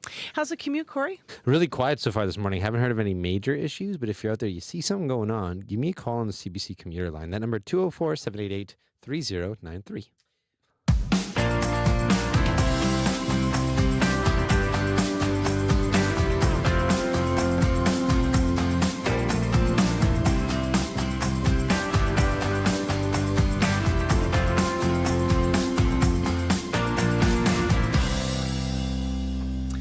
Well, let's get into some of the photos you've been sending us in. You know, it's a nice day when right away, right off the top of the show, you start sending us photos when we ask for them. So we simply asked on my Facebook page this morning, how'd you spend that beauty of a day yesterday, and if you've got a pic. So the first one that came in, and if you're on YouTube here, you can see some of these and you can enjoy them as well. Brenda Beck sent in a photo and said, I spent yesterday in Sandy Hook, Manitoba, had lunch in Gimli, and it felt like a gift to be there at this time of year. And there's just a lovely photo of the lake, which just is so peaceful. And I think a lot of people felt like it was a bit of a gift. Corey's in to help me through some of these. Yeah, there's some pictures of the wee ones from Christian Kelly. Picks of the wee ones out bike riding in shorts on the Bois des Espéries in Royalwood. So a lot of families out they saw there too. Look at that, yeah. So nice. All right, where are we going next here, Kev? Just following along what Kevin's going to pull up. Oh, I love this one. Mm-hmm. This is canoeing in the province, and a lot of people were out on the rivers. So this is actually down the Assiniboines. This is in the city. This is Jamie Hillen sending this one in. Yeah, gorgeous. Love that. and looking at as well. Still some veggies coming in as well. We got it's Janine Legal's photo. Yeah, Janine talking about still harvesting the last of the garden goodies. Maybe yes, it looks like maybe there's some Swiss chard in there. Not totally sure what it is. She's got parsley and tomatoes, and I think that's kale or Swiss chard. I think you're right. Yeah, pretty good harvest actually, Janine. Good for you. This is another trail picture. I think a lot of people got out and about for hikes and for walks in Manitoba. This one came in from Ian Scott. This is the Chickadee Trail out at Birds Hill Park. If you've experienced that one before, it's just gorgeous. And this time of year, a lot of people were marking on how many of the leaves were down as well. Pardon me, I should say this weekend. But still with the warm weather made it just really nice to crunch through those. So nice. And that looks really just like a good old-fashioned walk down the sidewalk in a wagon. There's actually a lovely story here. Janessa Naylor Giesbert said we went to the park by our house, and then my oldest kiddo, who's 5, decided to put his little brother, who's 2, all the way home in the wagon, pulled him all the way home, and a very nice development for her, she says, as the usual wagon tower. So big milestone, parenting milestone. Great day for a walk, making the most of the playground. So that means you can have your coffee because the kids are pulling the wagon, right? Yeah. You'll get there, Corey. Don't worry. They'll get big enough. One day. So we have lots more photos and videos. If you want to check out this stream, please go to our website, our Facebook page this morning, which is mine. It acts as a show page, though, during the show. So Marcy Marcus on Facebook is what you're looking for. And share your photos of how you spent that glorious day in Winnipeg yesterday. And not just in Winnipeg, as we've been alluding to, of course, across the province. It was really nice. Well, this month, October, as we've been mentioning, is Breast Cancer Awareness Month. And along with all the pink ribbons, there are also repeated reminders about the importance of screening to detect breast cancer. As I've been mentioning, for the past 6 decades, the mammogram has been and is still considered the gold standard in breast cancer detection. But if you've been through one, the experience can sometimes be a bit uncomfortable. But CBC radio producer Julie Dupre wanted to find out why the mammogram is still queen, and if there are any other contenders who could unseat her when it comes to breast cancer screening. I recently spoke with her about this. Good morning, Marcy. So I mentioned mammograms have been the gold standard in breast cancer screening for over half a century. How did that all start? Well, the very first mammogram was actually performed more than 100 years ago, back in 1913, by a German surgeon named Dr. Albert Solomon. But it wasn't done on a living human. It was done on breasts removed by mastectomy. Through his work x-raying 3,000 specimens, Dr. Solomon uncovered that there are different types of breast cancers and how those cancers can spread through lymph nodes. Now, it wasn't until after the First World War that a mammogram was actually conducted on a living person. And when it comes to widespread use in Canada, BC was the first province to introduce a formal breast screening program that happened back in 1988. In 1990, Ontario, Saskatchewan, and Alberta followed suit. And by 1998, programs were in place pretty much countrywide. If mammography is the gold standard, why did you want to look at alternatives, Julie? Well, one of the issues with mammography is its reputation as being an uncomfortable and sometimes an even painful procedure. After all, it does involve having a sensitive body part, in this case breasts, compressed between 2 firm surfaces. The reason they do that is to spread out the breast tissue so the x-rays can better penetrate the tissue and detect any abnormalities like cancerous tumors. Breast cancer is still the most diagnosed cancer among women in Canada. According to Canadian Cancer Society estimates, 1 in 8 women will be diagnosed with breast cancer during their lifetime, and nearly 1 in 5 of the women affected will die from it. But mammograms are not fail-proof. Heather Brister knows this firsthand. Back in 2021, when she was 44 years old, she felt a small pea-sized lump in her right breast, so her family doctor sent her for a mammogram. And my mammogram showed nothing. I was told I was too young, really, to worry about anything and sent on my way. About 8 months later, I felt it and it was very large. So I went back to my doctor and I had a mammogram and I was told the same thing, even though nothing showed in the mammogram. The mammographer said, I don't see anything sinister here, but because you can feel it, let's send you down the hall for an ultrasound. And the ultrasound did not take very long for them to realize that there was something going on. Now, Heather was diagnosed with stage 3 triple-negative invasive ductal carcinoma, and her cancer had spread to her lymph nodes. Triple-negative breast cancers are aggressive and invasive. They tend to grow and spread faster than other types of breast cancers, and they're also trickier to treat. Heather's diagnosis came despite 3 mammograms that failed to detect that anything was wrong. 3 of them. So what happened in her case then? How did 3 mammograms miss her cancer? Well, in Heather's case, she has dense breast tissue. And according to the nonprofit agency Dense Breasts Canada, about 43% of women who are over the age of 40 have dense breasts. Dr. Jean Seeley is a professor of radiology at the University of Ottawa. She's also the founding president of the Canadian Society of Breast Imaging. You cannot tell breast tissue density without the mammogram. That's what tells you whether you have dense tissue, which means you have more glandular tissue, or non-dense breasts, which means you have more fatty breast tissue. And because we're using the x-rays to look through the breast, what happens is when you have a lot of glandular tissue, you're looking for a dense mass, a breast cancer, in a background of dense tissue, so both of those are white on the mammogram. And so it makes it more difficult to find a cancer. Well, Dr. Seeley says having dense breasts also increases the risk of getting breast cancer by, on average, twice the risk to non-dense breasts.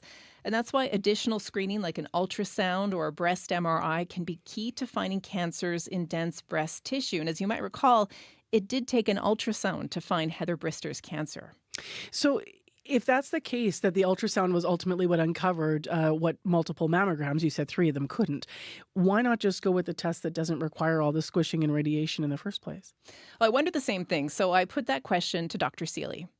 Doing a screening mammogram in a woman of the right age will reduce her likelihood of having a breast cancer diagnosed at a later stage and actually reduce her breast cancer mortality. And that is well established. It has been the case for over 20 years. There are other imaging tests like a breast ultrasound, but it has never been shown to reduce the mortality from breast cancer in large population-based screening programs. So it's used as a supplemental tool. The other imaging that we will use for the breast is breast MRI. And we are able to see cancers at a very much smaller size than if we use the mammograms only. There is evidence now that suggests that it's very good for women with dense breasts. We just don't have enough MRI machines in the country to be able to do all the women who should be screened with this tool in addition to the mammogram. So at this point, mammograms are still considered the leader when it comes to detecting most breast cancers in most breast tissue, and they are able to detect masses as small as a pea. Now, according to the Canadian Cancer Society, the 5-year survival rate of breast cancer patients now stands at 89%, and that's thanks in part to early detection. But that doesn't mean that new screening tools aren't also being considered. In addition to further improving mammograms, Dr. Seeley says other options being studied include blood or saliva tests that would be able to identify who might be at a greater risk of developing breast cancer, but it's still very early days. So given all of what you've shared, what's the best advice, I guess, best way to go about getting screened for breast cancer? Well, if you have any concerns, the first thing you should do is to contact your doctor and get a mammogram. A breast cancer is primarily a cancer that affects women, but it can also affect men. According to the Canadian Cancer Society, 290 Canadian men will be diagnosed with breast cancer this year, and 60 will die from it. Now, another somewhat recent development in breast cancer screening is the lowering of the age for the start of routine mammography, something we're seeing here in Manitoba, where we're dropping the age from 50 to 40. And despite her experiences with mammograms that didn't find her cancer, Heather Brister is still a big believer in mammography. I think people need to realize if you have concerns, you can get a mammogram. And I have had this conversation with people, and they are under the impression that you can't even get one before you're 50. I think women need to know that if you have concerns or questions or a family history of breast cancer, you should be going to your family doctor and go for a mammogram. Don't wait.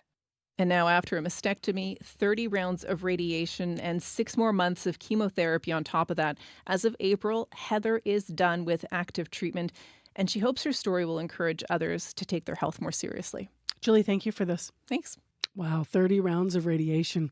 With a special report for October being Breast Cancer Awareness Month, that was the CBC producer, Julie Dupre. On the topics that matter, your voice should be heard. I'm really concerned. And I'm not really happy about that. Radio Noon is where you can voice your take. I'm Janet Stewart. From 12:30 to 1 p.m., Radio Noon opens the phone lines on one important topic. It just brings everyone together. Radio Noon's call-in segment, 204-780-0893. We want to hear from you, weekdays on CBC. Well, today's call-in is all about 30 days to quit smoking. The Manitoba Lung Association is trying to help you quit in time for the holidays. They've got a 30-day challenge. So today, stories about quitting smoking. Are you someone out there that managed to do this? How did you do it? How hard was it for you? And to answer some of the questions and walk through the conversation alongside guest host on Radio Noon today will be Juliette Muchas, who's the Associate President and Certified Tobacco Educator. Haley Coleman will also be there. They will answer questions about how you can quit for good if you need tips and advice. But 30 days to quit smoking, what's your quit smoking story? Or if you've tried and not had success, there's a story there as well in terms of the challenges that you faced. So that's between 12:30 and 1 on the Radio Noon's call-in. It is time right now at 7:25 a.m. Clear 6 degrees in Winnipeg this morning. It's time for sports. And we have Scott Regehr with us. Hello. Hey, Marcy. So let's start with the NHL. We've been hearing a little bit already about this because it was a big night locally, but an important night and a couple of fronts for the Winnipeg Jets last night. Yeah. And firstly, they won, beating Pittsburgh 6-3, which means the Jets are the lone unbeaten team left in the NHL. Well done. It was also a chance, though, for fans yesterday to bid farewell to Brian Little, who suffered a career-ending injury almost 5 years ago. He signed a one-day contract in order to retire in Jet. After taking an errant shot to the head, Little required 30 stitches and later surgery for a perforated eardrum. While he briefly returned to practice, doctors ultimately shut down any hope of him returning to play. He did spend his entire playing career with the Jets organization, but then his contract was traded to the Coyotes following his injury, and Little spoke about what it meant to officially retire in Winnipeg. It always felt weird to be part of the Coyotes, or yeah, even though I never really felt like I was part of it. I talked to the trainer there once a year for a physical or something on the phone, but yeah, in my heart, I never left. I was always a Jet, and this kind of made it official. So yeah, in my mind, my heart was always here. Little took a couple of laps with his teammates in warm-up, Marcy, before being honored with a video tribute and a fan salute. Next up for Little, continued training for triathlons, something he says allows him to keep the competitive juices flowing. That's cool. And hard. Yeah. Some consider the Major League Baseball season a marathon, and man, oh man, we now know our final two finishers. Yep. After the Dodgers eliminated the Mets yesterday, Marcy, they'll get ready to play New York's other team, the Yankees, starting Friday in the World Series. Hollywood versus Broadway, Freeway versus Subway, Shohei versus Aaron Judge. For Ohtani, this is the reason he ultimately signed with the Dodgers, and not the Blue Jays, the opportunity to win it all. I really feel like we finally arrived. I finally arrived at this stage. The goal was to get to this far, and I also pictured myself getting this far with the contract that I've signed, and just being able to play in this kind of stage with the team effort. And all the games were really hard, but I'm just glad that we're at this stage right now. Now, you might hear that, Marcy, and think, hold on, didn't Shohei sign a $1 billion Canadian historic deal with the Dodgers? And yes, he did. But remember, just as historic, tough to say, are the terms of this contract, which will pay him $2 million over the next 10 years for each of the next 10 years. And then after that, all the rest of the money, and that just allows the Dodgers to augment Shohei with other talented players. And obviously it's working in year one. We'll see our first Dodgers-Yankees Fall Classic in 43 years. Yeah, these are all the big money guys on both sides. Yes, for sure. But man, they're also just big hitters. It's astonishing. Finally, baseball is not the only sport actually that New Yorkers are celebrating, right? 28 years in the making, the original franchise has its very first title. The sound of the New York Liberty beating Minnesota yesterday for, as you heard, its first ever WNBA championship. As the final seconds counted down, Marcy, Spike Lee got down on his knees and looked up to the heavens as if to say, finally. The film director knows better than most that despite the city being the spiritual home of the sport, it hadn't won a title of any kind since the ABA's Brooklyn Nets back in 1976. Here's Liberty star Brianna Stewart. Credit to Minnesota because they gave us a tough series. But to be able to bring a championship to New York, first ever in franchise history, it's an incredible feeling. Yeah, it's been an incredible season overall for the WNBA, which has set records in attendance and TV ratings. And after that, great final series. So there'll be big hopes that it'll improve on things next year. All right, Scott, thank you. You betcha. That's Scott Regehr with Morning Sports on CBC. Your morning commute is going well so far. Call us if you see anything, 788-3093.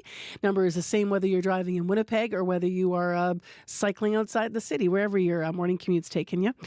In addition, I want to mention that coming up on the show for October being Women's History Month, we're going to meet an automotive instructor in Winnipeg who's challenging stereotypes that mechanics are all men, which, of course, they're not. Right now, your CBC Winnipeg News.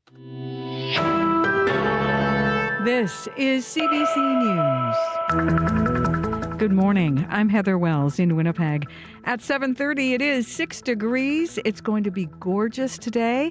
As we near the end of October, we are 12 degrees warmer than seasonal. The normal high is 8. Today, we're headed to 20 under the sun.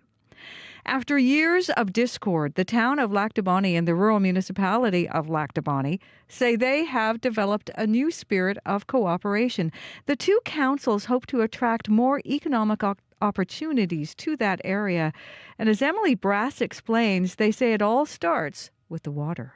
This is kind of the top level of snowmobiling. Lake Life Power Sports wouldn't be in Lac du Bonnet if local politicians hadn't set aside their differences and started working together. The thriving new showroom sits just outside town limits, and while the town has water and sewer services, the RM does not. Craig Becker says his business couldn't start up without it. It put the town and the RM in a place where they had to work together because we needed sewer and water from the town and we wanted the land from the RM. The town revamped its water treatment plant 20 years ago. It was meant to serve the region, but that never happened. RM residents have been living with boil water advisories and trucking in water for decades. There was much less of a collaborative approach, and that's changed recently. Mayor Ken Lodge says after years of arguments and rivalry, the two councils are finally planning to run lines into the RM. The two councils hope to get more pipes in the ground by next year. Emily Brass, CBC News, Lac du Bonnet. People with diabetes in Winnipeg would benefit from a one-stop screening clinic for eyes, kidneys, and feet. That is according to the executive director at Youville Centre. Tony Tilston-Jones says their diabetes center on Marion Street already provides services and education to those living with the disease, but she would like to open a screening clinic to make it easier for people to identify potential health issues by visiting one location. Reduces the number of folks that we see who are having lower limb amputations or toes amputated or really bad infections in their feet, folks who are losing their vision or, and their whole lives have to completely change. Tilston-Jones has taken this idea to the health minister's office.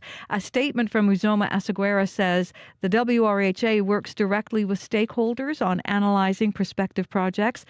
A spokesperson at the WRHA says they will continue working with Youville through usual planning channels to assess the proposal and to make sure the most appropriate services are available for patients.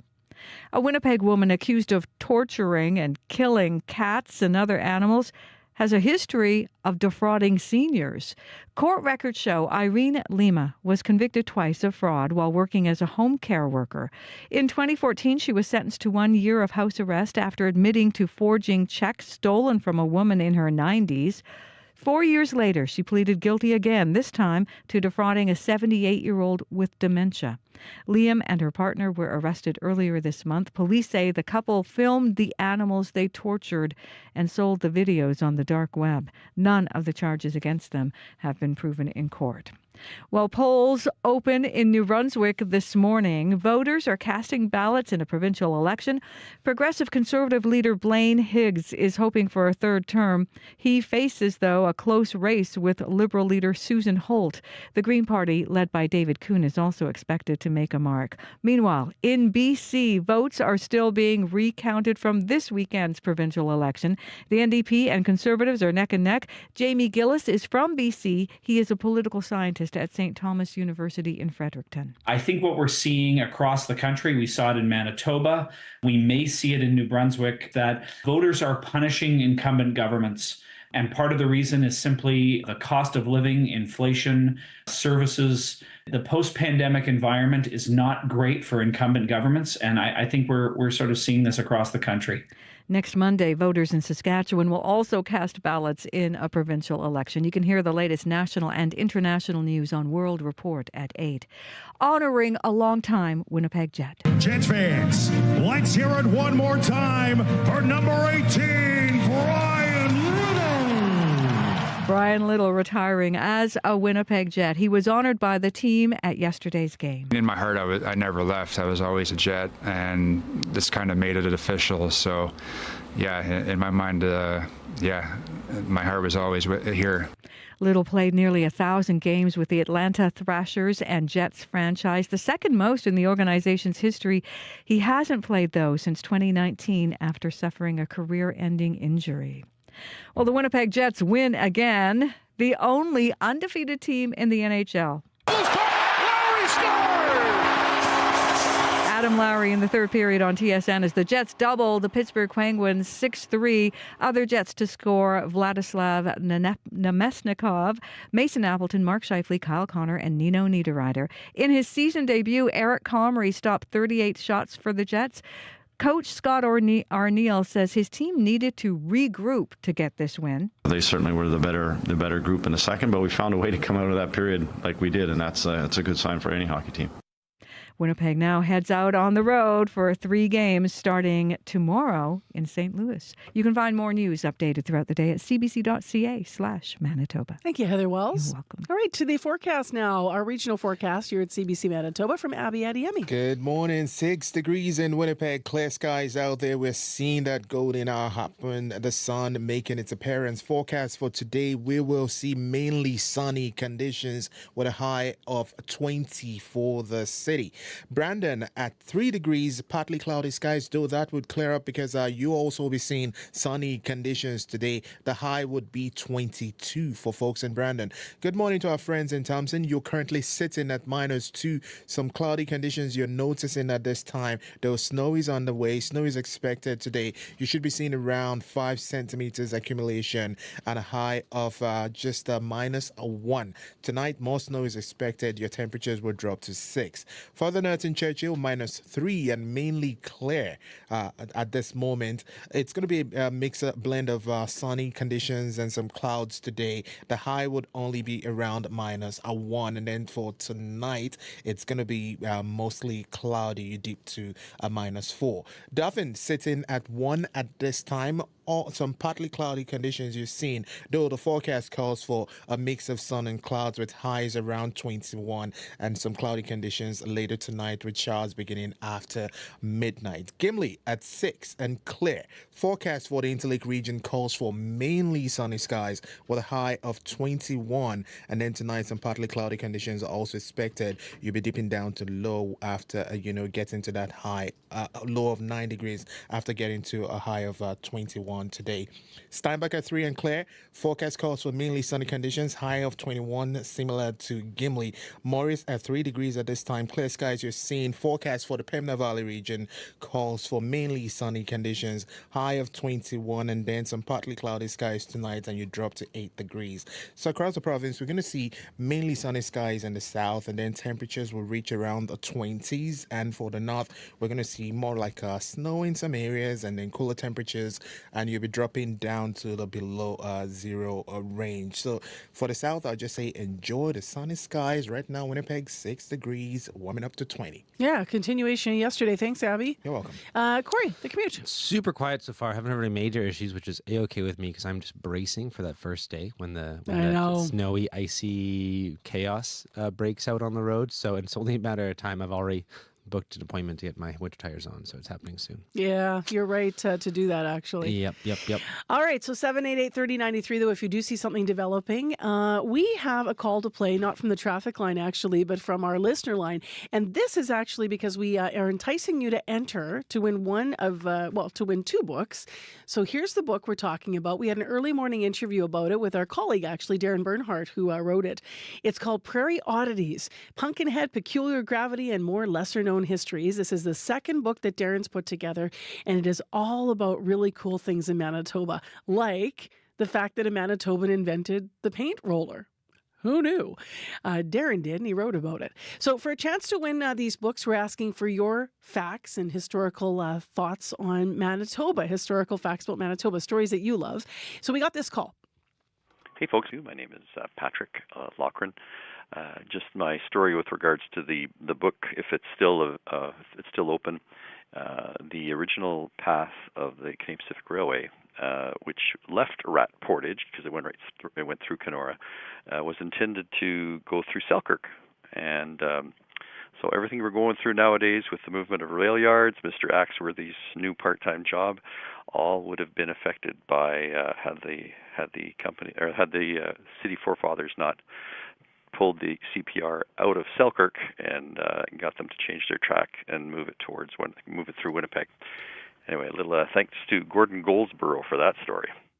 And thanks to you for sharing it on our listener line. We're talking history tidbits today for a chance to win these books that I mentioned. 788-3205 is where you can write to us this morning, and we will choose winners at random from all the calls we get. So keep those coming throughout our program, and we'll share some stories in history together, like the Golden Boy, who apparently was supposed to wear this fancy hat with these wings all over it. Kind of reminded me of the FedEx logo, but didn't happen. That was the original design. Well, next on the show, October is Women's History Month. It's a time to honor and celebrate notable women and girls from our past and our present. Throughout this month, we're shining the spotlight on women who break barriers and make Manitoba better. So with that in mind, we want to take you somewhere. Yeah, I'll take it out. It will connect the manifold to the downpipe. What we're listening to here is Irene Machado, who's a mechanic and an automotive instructor at Louis Riel Art and Technology Center in Winnipeg here. Upon entering the vocational school shop or garage, you're going to see about a dozen cars up on a hoist being worked on by various students. It's a state-of-the-art facility where students have every tool from engine diagnostic machines. They have impact guns as well. As you can probably hear in this, she's been teaching young men and women both how to fix cars. CBC's Jim Agapito attended one of Machado's classes to see her in action and hear why she's becoming a role model in breaking stereotypes. And it's only giving me this. Yo, Bree, look. It will connect the manifold to the downpipe. Well, I think it's really important that we start to shift our focus from maybe what we expect people to look like in certain professions and maybe people's abilities and their skill sets. Ultimately, we're going to attract more people and they're going to be an asset to our industries. And so it's important just to have representation for any marginalized group, but especially having women in trades, I think that's just opening up doors for more talent. How did you get into this field? So I graduated from a vocational program in a high school as well. Didn't have intentions of pursuing it as a career, but it did end up being a really, really good backup plan. So I went into industry. I did complete my Red Seal before going into education and getting my voc ed to teach. So a lot has changed. It definitely required some resiliency and definitely there was some adversity to overcome. You know, where there's a little more awareness. The culture is changing. And it's changing for the better. Well, we still have a majority of male students, but we have more and more female students enrolling and actually pursuing it as a career afterward, which is really encouraging. I'm really excited to see where it goes from here. No, hang on. This is, what do we got here? Yeah, no, this is all standard. I'm Isabel Campbell, but I like to go by Izzy. I'm 17. Well, I've always loved the sound of cars, the look of cars, and slowly started to realize I kind of wanted to learn how everything works underneath and inside the engine. And as I got more into that, I realized that there's less and less women in the automotive industry. I love putting myself out there, and I kind of wanted that to be my goal, was to be able to do something that isn't necessarily expected of a woman. I just wanted to push past those standards and do what I believe I can do. What's it like having a female be your instructor? It's awesome. When I got accepted to come into ATC, I had no idea that there was going to be a woman teacher, but when I did find out, it did feel great, because knowing that there was going to be somebody else there that understands what it's like being a woman in the industry, and somebody I could easily go to for help. And what's she like as a teacher? She's awesome. She's amazing. Always there to help. Very well at understanding how each kid learns and the pace that they learn at. Very good at adapting to their pace for that. I just love that more and more women are coming into the industry, because it's showing that women and men are equal, and we can do anything they can do anything we can do. I've grown up with my dad always teaching me everything, and my brother. It's good to know that I can know something more than them that is more dominated in their gender, and I know more about it than they do. I think we're just going to be changing the tire today.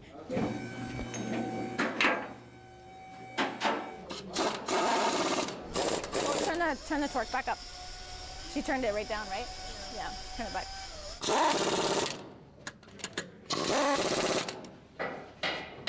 So this year we have 7 female students out of a class of 40. So that's a really impressive number. In the 10 years I've been here, we've never had that many. To me, that's really, really showing where the trend is going, and it's very encouraging. Where is our tap and die set? Working with female students, I can appreciate and understand what they're up against and what they might potentially experience. There's been a really positive change in industry, and it's becoming more accepting to see females in those roles. I like where the trend is headed. Okay, so to remove this ball joint from the knuckle, we can put a chisel in here and separate this a little bit. So remember you had that pinch bolt that went through here? Yeah. Right? So it's essentially squeezing this piece around that stud that's coming up from the ball joint. My name is Jacob Jeffrey LaValle. What is Mrs. Machado like as a teacher? She is honestly one of the most caring, thoughtful, and smartest teachers I've ever had, really.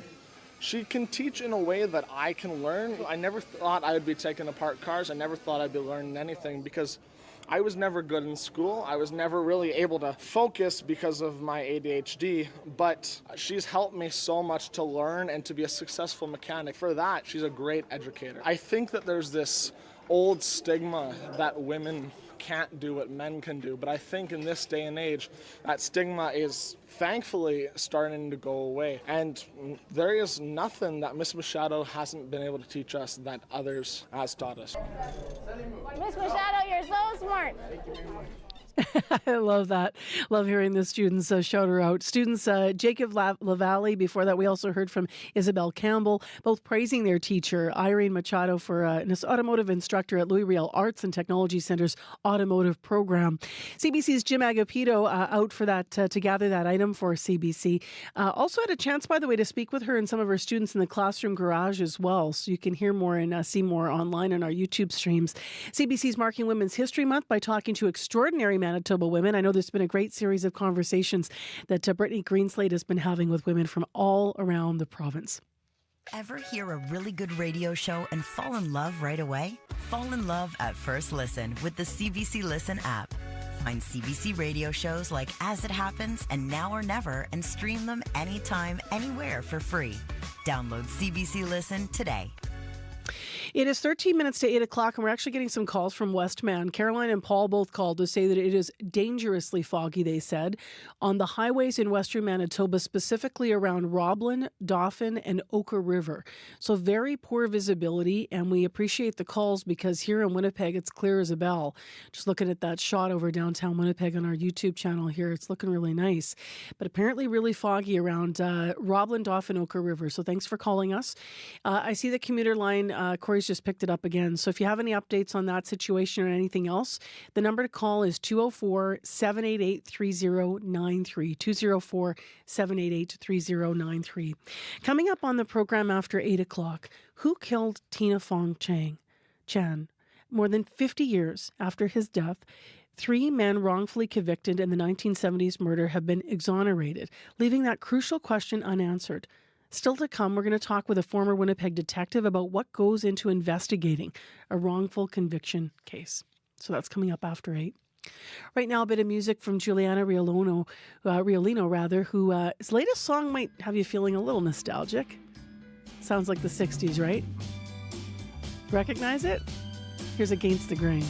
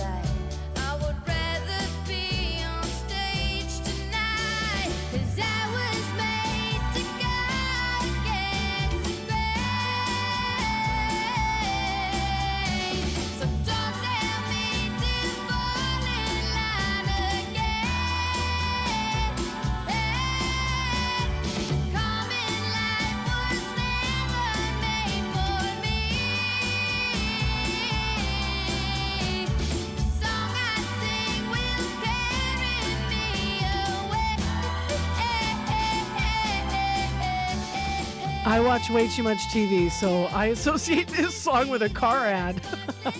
But it is, in fact, Juliana Riolino, who is out of Welland, Ontario, by the way, grabbing her 60s vibe for this one. It's called Against the Grain. It is 9 minutes to 8 o'clock. It's clear and 6 degrees in Winnipeg. Our beautiful weather continues today with a sunny high of 20.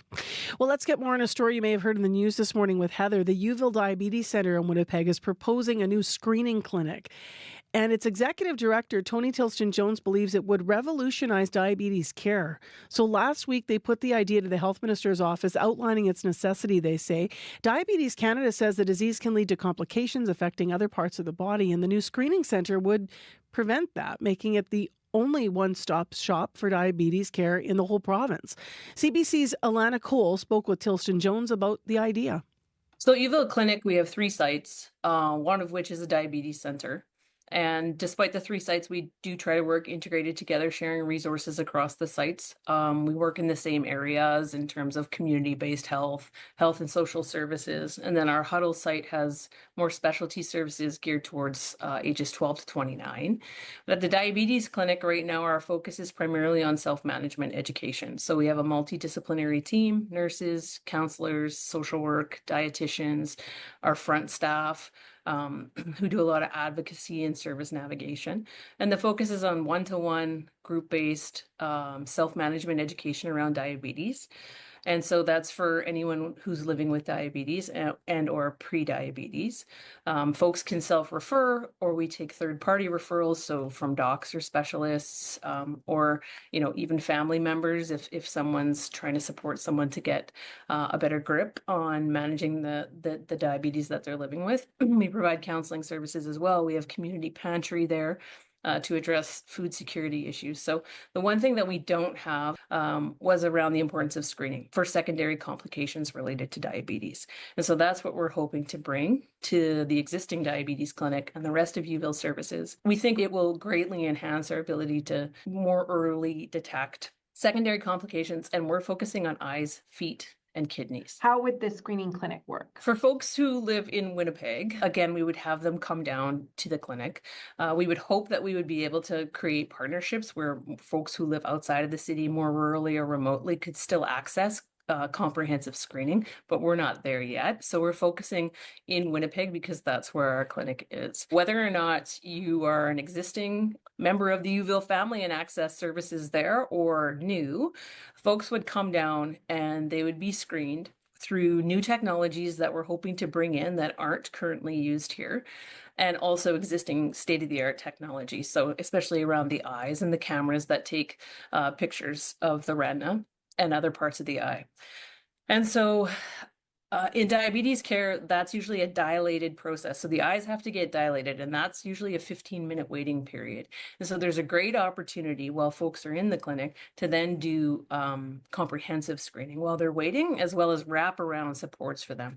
So folks can come in, and Diabetes Canada currently recommends that people are screened at least annually or biannually for all potential complications. So they would come in at a time that works for them. We're hoping we'll be open evenings and weekends so that people have more access than just 8:30 to 4:30. They would get screened for eyes, feet, and we would do point of care kidney function testing, and then we would wrap around them. So depending on what they needed, if they needed access to the food pantry, if they needed social service supports, or they needed to apply for pharmacare, or they needed some help with advocacy around other services or navigating systems that are very complicated at times for folks who have chronic diseases, multiple appointments, multiple providers. And so really being able to tailor whatever that resource is that they require at that time when they come in for screening. And then they don't have to go to multiple locations to get all the screening done. It's a one-stop shop.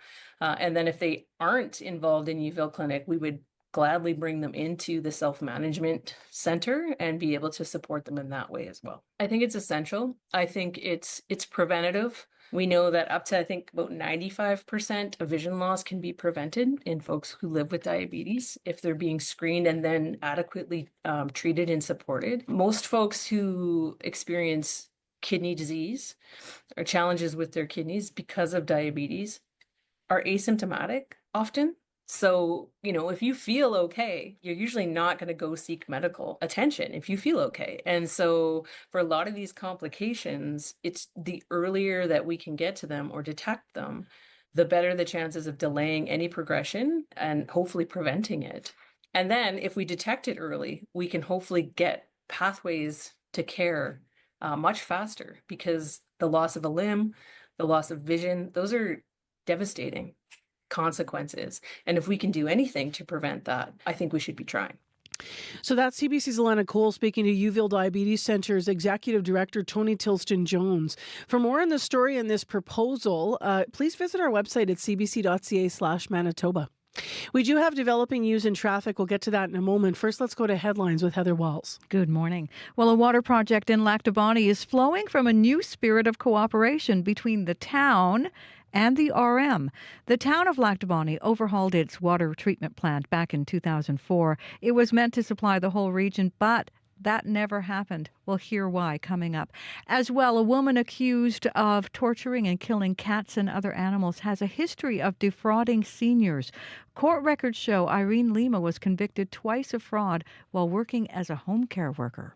I'll be back with more Manitoba news at 8:30. All right. Thank you, Heather. You're welcome. As I mentioned, we do have developing news in traffic. Corey? Yeah, got a call from Dennis. Right on the northbound Osborne Bridge, there's a stalled city bus in the curb lane. So as you can imagine, that's causing pretty big backups on Osborne itself. So look out for that. Thanks for that call, Dennis. As well, Ashley said, southbound Archibald, right where it's still one lane going both ways, there's a stalled car as well. So I'm going to have to stop to do some work on their car. So obviously that's backed up all the way to Provencher. today as well, says Ashley. And keep in mind, if you're in Western Manitoba this morning, Roblin, Dauphin, Oka River, hearing from folks that it's very, very, very foggy. So on those highways. So keep your wits about you. All right. Thanks, Corey. Thank you. 788-3093 is where you can reach Corey, by the way. Today, weather-wise, going to be gorgeous, just like yesterday. A high of 20 and mainly sunny in Winnipeg. 22 in Brandon, and up north, colder, -1, and snow coming for Churchill and for Thompson. For Thompson today, 5 centimeters on the way. So quite a difference north and south in the province today. Coming up after 8 o'clock on the program, more than 50 years after Ting Fon Chan was murdered, 3 men wrongfully convicted in connection with his death have been exonerated. We'll talk with a former Winnipeg detective about what goes into investigating a wrongful conviction case. Stay tuned for that. Right now, it is 1 minute to 8 o'clock, and World Report is up next. And we'll find out the very latest of what's going on in BC after an election that was too close to call over the weekend. Stay tuned.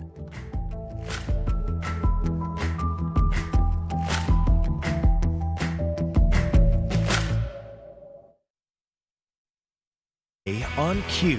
The band Nada Surf had one big hit a couple of decades back with their song Poplar, but since then, the band has kept a loyal, dedicated following. The lead singer of Nada Surf, Matthew Cause, will be here to tell you the secret to being in a band in 2024. Q with Tom Power, this morning at 10:30 in Newfoundland, and on the CBC Listen app, or wherever you get your podcasts.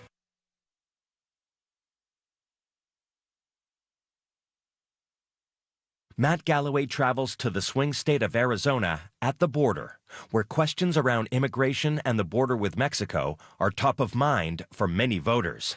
On the Current, in half an hour. This is World Report. Good morning, I'm Marcia Young. Canadian women's soccer players are adding their voice to a global campaign by female players. They're calling on FIFA to drop a sponsorship deal with an oil company owned by Saudi Arabia. Their open letter criticizes the country's track record on human rights. As Sarah Levitt reports, it reads, the deal gives a middle finger to women's soccer. We think that it's quite absurd. Absurd, Sophie Youngay-Peterson says, that soccer's governing body would sign a deal with a company that she says goes against the values of the sport, particularly when it comes to women and gay rights. The Danish international soccer player is one of the 106 signatories in an open letter to FIFA's president, asking that the organization drop the sponsorship with majority state-owned Saudi Aramco. The discrimination against women that the Saudi authorities stand for. This is not our values and also not FIFA's own values. Among the signatories are current Team Canada captain Jessie Fleming and former Team Canada goaltender Aaron McLeod. McLeod wonders why FIFA would even consider Saudi Arabia in a bid for the Women's World Cup in 2027. Thinking of someone like myself, even traveling to go watch those games would kind of not be an option. McLeod is openly gay. Homosexuality is considered a crime in Saudi Arabia. I think it comes back to like FIFA being an extremely powerful organization, and what responsibility do they have to uphold what they've said? They've said it like very publicly, how they stand on human rights. The players are also asking FIFA to respond to their request to create a review committee with player representation concerning sponsorship decisions. For its part, FIFA did not respond to those demands, but said it stood by the partnership with Saudi Aramco. Sarah Levitt, CBC News, Montreal. A not very welcome moment for King Charles in Australia's parliament today. An Aboriginal senator accused the Crown of committing genocide in her country. Anna Cunningham has that story. King Charles had just finished speaking. Lydia Thorpe started walking up the aisle of the chamber. Give us our land back! Give us what you stole from us! Our bones, our skulls, our babies, our people! The king did not react, Security escorted her out of the chamber. Thorpe is an outspoken Indigenous rights activist and independent senator who has long advocated for a treaty between Australia's government and its first inhabitants. Australia is the only former British colony without one. When she was sworn in as a parliamentarian, she refused to pledge allegiance to the Queen, accusing the British monarchy of genocide. I certainly got a few nods from Aboriginal people in the room to show that they support my resistance. Speaking outside Parliament House today, she explained why she'd taken action. We'll continue to resist the colony until we have a peacemaking treaty. The official welcome for the King and Queen included Indigenous and Aboriginal leaders. In his speech, King Charles spoke of how he'd been shaped and strengthened by the traditional wisdom of First Nations communities. For Lydia Thorpe, her message about the monarchy was clear. We don't need a king from another country to dictate to us what we do here. There's been no comment from Buckingham Palace on the protest. Anna Cunningham, CBC News, London. The man accused of orchestrating a coup attempt in Turkey in 2016 has died. Fethullah Gulen was a Muslim cleric and one-time ally of Turkish President Recep Tayyip Erdogan. But Erdogan blamed Gulen for his Hizmet movement for the bloody coup attempt in 2016. Gulen died and denied the allegation. The Turkish government later formally declared Hizmet a terrorist organization. The 83-year-old had been living in self-imposed exile in the United States. With just over 2 weeks to go, the U.S. presidential campaign is grinding into its final stretch. Vice President Kamala Harris and former President Donald Trump are crisscrossing battleground states. The CBC's Richard Madden is following the campaign from Washington. And Richard, what is happening today?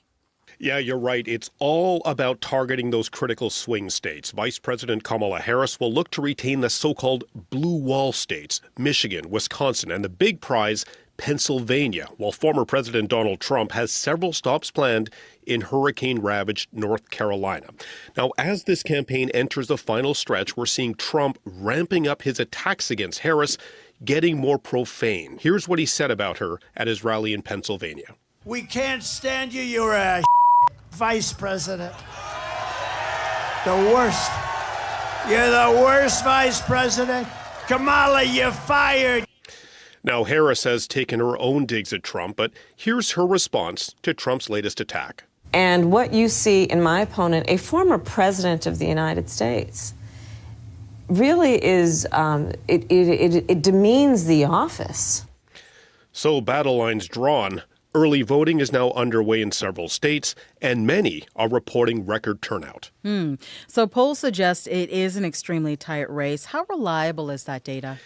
Yeah, this is one of the biggest questions being asked. Remember, pollsters got it wildly wrong in 2016, underestimating Trump support. They got fairly close in 2020, but underestimated Democrat support in the last midterm. So perhaps the biggest challenge for pollsters this time is capturing intentions of those who are tough to reach, especially first-time voters and those who refuse to respond. But as one analyst put it, polls are a good tool, but they're not Nostradamus. So we'll see how accurate they are the morning after Election Day. All right. Thank you, Richard. Thanks. The CBC's Richard Madden in Washington. People in New Brunswick are voting in provincial elections today. Progressive Conservative leader Blaine Higgs is seeking a third term, and that is something that has not been achieved in the province in nearly 30 years. Kayla Hounsell is covering it for us in Fredericton. Give some power to someone that hasn't maybe won yet. It's been a lot of the same over the years. Cara Winia is voting for change. The big question is whether her fellow New Brunswickers will do the same or reward the Progressive Conservatives with a third mandate. The issues on Winia's mind are similar to many others. Healthcare and groceries. Healthcare, of course. The environment, healthcare, education. Education, the cause of controversy and of revolt within the Progressive Conservative Party. Leader Blaine Higgs revised the province's policy on gender identity to prevent teachers from using a student's preferred pronouns without their parents' consent.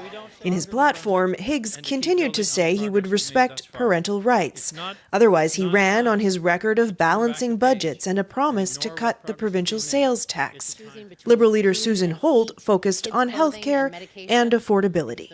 I think Blaine Higgs tried desperately to link Susan Holt to Justin Trudeau. Jamie Gillies is a political scientist at St. Thomas University in Fredericton.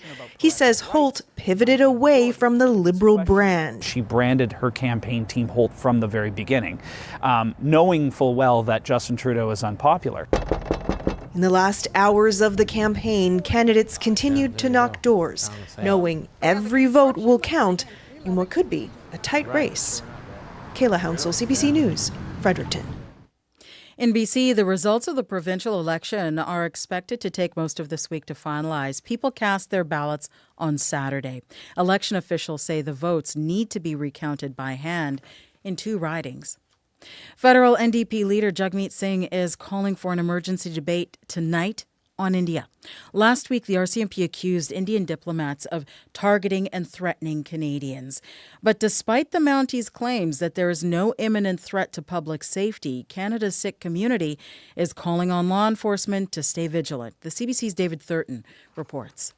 It is absolutely an extraordinary and outrageous situation. RCMP Commissioner Bridget Gauvin says she was surprised by how widespread the violence and coercion was, and how closely connected it was to the Indian government.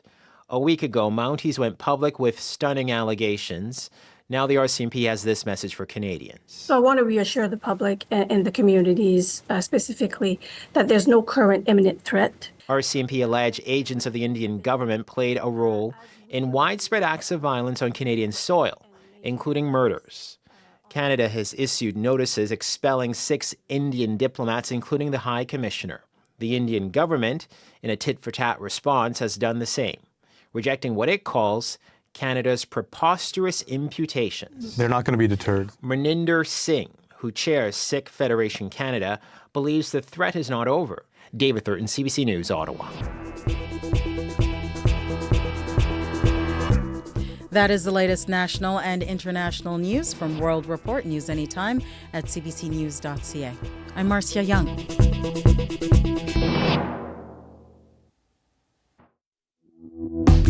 Well, another beautiful day ahead in Winnipeg. Quite a different situation up north in this province. Good morning, everyone. I'm Marcy Marcuso. We are live in downtown Winnipeg on CBC. This is Information Radio. You're on 89.3 FM, 990 AM on the app or on YouTube. So the forecast with Abby in a moment, and a foggy commute in Westman. Corey's going to be in to update that as well. This half hour on the program, we have some analysis of a story. More than 50 years after Ting Fon Chang was murdered, 3 men wrongfully convicted in connection with his death have been exonerated. We're going to talk to a former Winnipeg detective about what goes into investigating a wrongful conviction case, so stay tuned for that. In addition, we're going to get some of your beautiful photos from the weekend up on our Facebook stream as we asked you very simply, how'd you spend that glorious day in Winnipeg yesterday? So, and across Manitoba, in fact, yesterday weather was putting on a show, so stay tuned for that. First to Heather Wells, though, who has our news headlines this Monday morning. Hi there. Hi. Well, after 20 years of rivalries and arguments, the town of Lac du Bonny and the RM of Lac du Bonny are finally partnering up to bring water to the greater area. The town overhauled its water treatment plant back in 2004, and we'll hear what kept that from that project from being shared by everyone coming up as well. Manitoba's Chief Justice Glenn Joyal says this province should be embarrassed about its outdated electronic filing system. And Glenn Joyal says it is costing people money. We'll hear how in our next local news at 8:30. Thank you, Heather. You're welcome. All right, let's get into the forecast here, which it's kind of Abby and Corey. You guys have opposite things. Corey's got some bad news. Abby's got the good news. So let's start with you, Abby. I think I might just want to let the folks in Thompson know the snow is starting already. So that might not be some good news. Oh, for okay. Okay. up Well, unless north. you like winter, I guess. Yeah, I'm winterizing at the northern part of the province. -2, light snow starting, and we'll only see highs below 0 today. Across the province, we're going to see sunny skies down south, and that's cooler temperature in the north. Mainly sunny in Winnipeg. We're going to get to a high of 20. So it's going to be a beautiful day for folks down here. Tonight, we should see some partly cloudy conditions, and then we drop to 10. But across board, we're seeing 3 in Brandon, 0 in Dauphin, 4 in Gimli. Steinbach is at 3, and Morris is at 6. All these regions will be seeing sunny conditions today and highs in the 20s. So enjoy it. Now, the bad news would be actually some people are calling the traffic line and using the word dangerous, right? Yes, and mostly that's because of the fog in western Manitoba right now around the Dauphin, Oak River, Roblin area. I heard from both Paul and Colleen that's just dense, thick fog on those highways around that area right now. So just be really careful if you're hitting that. Also even heard from Laurie Hoogstraten, who's hosting noon later on. It's coming down on Highway 8 from Winnipeg Beach. Also very, very foggy as well right now. So some fog throughout the province right now. Here in the city, a couple issues to keep an eye out for. Dennis called to say that there's on northbound Osborne Bridge and the curb lane, there's a stalled bus there right now. And as you can imagine, it's causing some pretty big backups through the village. Heard from a couple of people that it's backed up. Even someone was seeing effects all the way to Confusion Corner. So keep left to get around that stalled bus on the Osborne Bridge going northbound. As well, may still be there. Southbound Archibald, Ashley says that there's a stalled car right where there's still only one lane on Archibald right now. And that's got things backed up going all the way to Provencher. So heads up there as well. If you see anything else going on, I made the mistake of being, it's pretty quiet today. But then people just Not started so much. calling. I know, that's what happens. Give me a call if you see anything else. Let's keep this rolling. 204-788-3093. All right, thanks, Corey. Thank you. Well, I'll tell you what, let's roll through a few of the things that y'all did on the weekend, because a lot of you got out of town and really enjoyed the weather, and some of you staying in Winnipeg enjoying it in different ways. If you're on Facebook, you'll get a treat, because it was one of those mornings where y'all took pictures of what you did. So let's go through some of the pictures. Start with a video, though. This video actually is something that I think a lot of people might have got up to. This is a spooky video from Ryan Kochi, who was setting up Halloween decorations over the weekend in his yard. We also are just going to roll through some of these photos here. People spending time in Sandy Hook, eating in Gimli, canoeing on the Assiniboine. Lots of people sending in pictures of the puppy dogs. People just lounging in their yards. I love this one. This one's got 3 little crazy looking stuffies set up at St. Norbert Arts Center. People walking along the riverside, just looking at the different colors of the fall leaves. Kiddos, out and about with the dogs and also with the kids on their bikes. People sent in video of the Jets game, celebrating Brian Little last night. Lots of fun. Paul Little was up north and took these amazing photos. Actually, pardon me, I thought this was Churchill, but this is actually Journey to Churchill at the zoo. So this is polar bears lounging around on some beautiful green grass. I'm looking at the photos on Facebook. Kevin's scrolling through different ones here on our stream on YouTube. Just gorgeous sunsets captured. Here's somebody standing in their medal. Was in the Police Half Marathon over the weekend. And of course, all the shots that you sent us of the sky and just the show that it put on, whether the sun was coming up or going down. We just got that beautiful prairie images across Manitoba. A few more comments here I want to share. Catherine Giesbrecht sat on the balcony with her 93-year-old mother. Allison Bardsley said her and her friend had a wonderful kayak on the Little Sask River at Rapid City, Manitoba. And people going on, as you can imagine, lots of walks, but lots of rides too. Dale Shantz did a ride in the prairie dog train yesterday and said what a gem in our backyard. So many different photos. And one final nod here, because I know a lot of people were out and about with sports. Andrea Ritter said, enjoyed a day at Maple Grove Park, watching my kids' grade 7 and 8 ultimate team win the Hold Back the Snow tournament for the first time in the history of their school. So I thought that was a nice one as well. So whatever you got out and about to, lovely that you shared some of it with us here at CBC. As Abby was mentioning, today is going to be another unusually warm day in Winnipeg.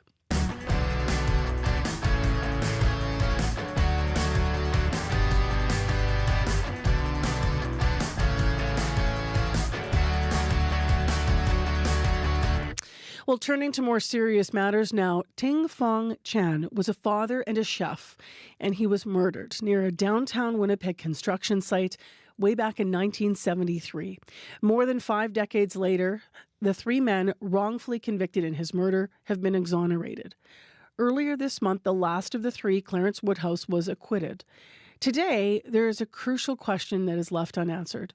Who really killed Ting Fong Chan? Andrew Mikowayaski is a retired Winnipeg detective, and in the late 1990s, he reviewed the investigation into the 1981 killing of 16-year-old Barbara Stoppel. He says it didn't take long to identify whom he believes the real killer was after police had wrongfully convicted another man. He joins us now from Vancouver with some insight into what it's like when you have a case that has had someone wrongfully convicted. Good morning. Good morning. So what went through your mind when you heard news of this exoneration? The latest exoneration, Yes. The one that follows several other wrongful convictions, including Frank Ostrowski, Tom Sofano, James Driscoll, Kyle Unger, and the list goes on. It didn't catch me by surprise, really. Ting Fong Chan was beaten and was stabbed to death, this, as I mentioned, on a construction site in 1973. What kind of evidence might police still have, even all these years later? Referring back to the case I was involved in, Barbara Stoppel, it's really hard to know for sure what exactly is left in terms of evidence for the case. There's for us, we were missing exhibits, police notebooks, a whole bunch of continuity with in terms of exhibits was also an issue as well. What the investigators should do, and I would be very surprised if they haven't done already, is reviewed the case in totality and started right off by reading the report. What over the years, especially when you think about how police would document things in the 70s versus today, what over the years are you relying on? Is it literally police officers' handwritten notes in these files? Like, what does an old file even look like? In my case, I was this is back in 1999. I was actually very surprised at the way our exhibits were handled. Even at that time, I could go into the back of our storage area where all our exhibits, murder exhibits, et cetera, were stored, and I could walk freely around. When I found the exhibits in our case, Barbara Stoppel's case, I found the sweater that she was wearing was out of the bag. So the way the exhibits were handled back then and the way people could actually access them made it very, very vulnerable to contamination and continuity issues. So obviously that presents a whole host of problems when you're reopening a case. Oh, absolutely, yes. For us, we had a lot of frustration trying to find officers' notebooks because people had kept them in their homes, or they were destroyed in floods or whatever. And also going back to our case, which may be consistent in other cold cases, such as this one right now, which may be considered a cold case, is what has happened to the exhibits? Have they been destroyed? Have they gone lost? There's numerous issues that are at stake. Who makes that decision of whether or not the investigation is, you're able to open it up and reinvestigate the case? Does it happen automatically after a wrongful conviction? It should, yes. In this case, you're looking at over 50 years. But I would be very surprised after hearing what Judge Joel had said, if the Winnipeg Police had not already gone into to do an informal review of the case right away. What will police be thinking about as they get into something like this once again? As you said, they in your view, that you start almost from scratch and retrace the whole thing, right? Yes, but it really doesn't take that much time. In the case of Barbara Stoppel, myself and my partner Bob Legg, we sat down and then within 2 hours we knew who the real killer was. It doesn't take that long. All you have to really do is read the report. You'll find out that there's numerous issues that were at stake at the time, and revelations that are quite obvious. In this case in particular, I'm not exactly sure about the history about it, but I will say that you probably will encounter police notebooks being missing. You probably will encounter exhibits being missing. Interestingly enough, the real killer or killers will likely be in the report. Would be consistent with other cold cases I've been involved in. And unfortunately, it's likely that this case in particular will likely be a confession case, which means that if the person or persons that were actually guilty of this crime are alive, you would have to get a very strong, compelling confession. Why is it likely that why is it likely this would be a confession case if it goes forward? Because the evidence will be too tampered with, or potentially? potentially tampered with or missing. And unfortunately, the last conclusion might be that Winnipeg Police Service will likely state that it's now an ongoing investigation. And as a result, they will hold on to the truth because of embarrassment or whatever. But the truth should be in the report. I mean, it should only take a matter of a few hours to go review the file and find out if there's any real issues and find out whether or not there's a suspect available. So that's an allegation. I just want to say you've said the police will likely hold on to the truth because of embarrassment. Can you elaborate on what you're talking about there? Well, in our case, for the case of Barbara Stoppel, our media people decided to say that Tom Sofino was exonerated because we had new evidence that was never available at the time, which in fact was not true. There was no new evidence whatsoever in our case. It was just a simple matter of reading the report for 2 hours, which should have been done back in 1981 or 1982, which would have saved numerous women and children from being raped and murdered in Canada for 18 years. So where was the mistake, in the reporting or in what was shared, just to be clear, in what you are saying, because I can't verify all of this while we're doing a live interview, but where was the mistake in that case? In the case of Barbara Stoppel? Yes. Well, in terms of releasing the information, all that needed to be done back in the 80s was to read the report. And from the review that we did, it seemed that no one did. So and because of that,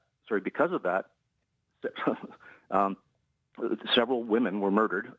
Young women were repeatedly raped in Canada for 18 years because a real killer was left untouched. And you're saying there was no new information. So that was the... As a matter of fact, there was no new information. All there was the people sitting down for 2 hours and reading the report and finding out that obviously Tom Sofino was innocent. As a matter of fact, Tom Sofino actually went on air a few years ago and offered a $150,000 reward for anybody that could come up and tell him what the new information was, because there was none. What will you be watching for as this case develops? I would hope for a speedy review. That shouldn't take that long.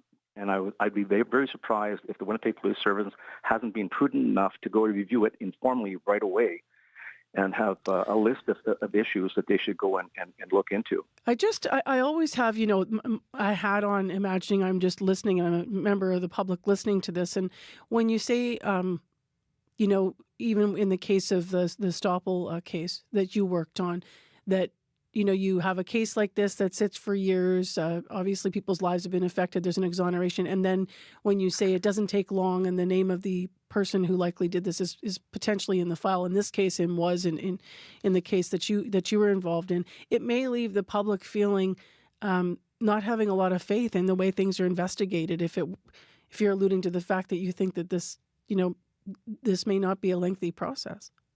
Well, I think the Winnipeg Police Service is fully capable of doing this review and investigation. However, I think they've had the file for over 50 years, and I believe it should be handled by somebody outside the Winnipeg Police Service.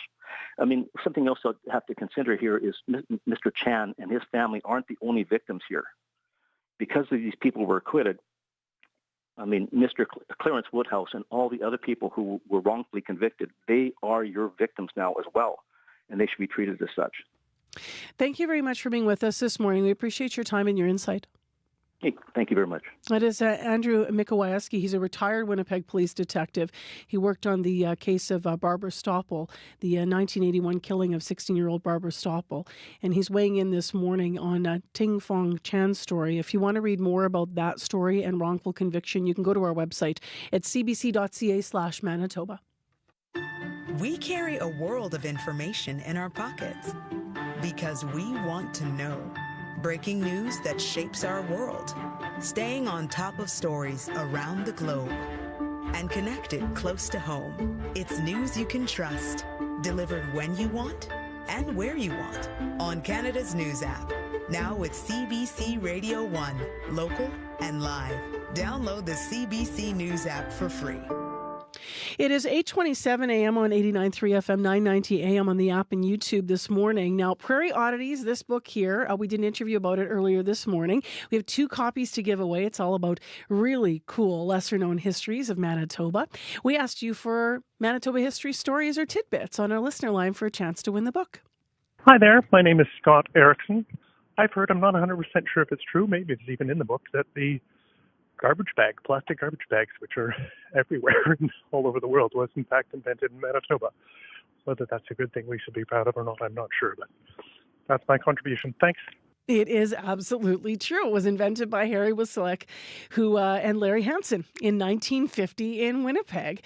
So the green garbage bag, it was bought by Union Carbide, and they sold the bags under a name that you will likely know, Glad garbage bags. So that is a true tidbit, but I forgot all about that. We actually reported on that in the past. I'm not sure if it's in this book or maybe it's in the last one.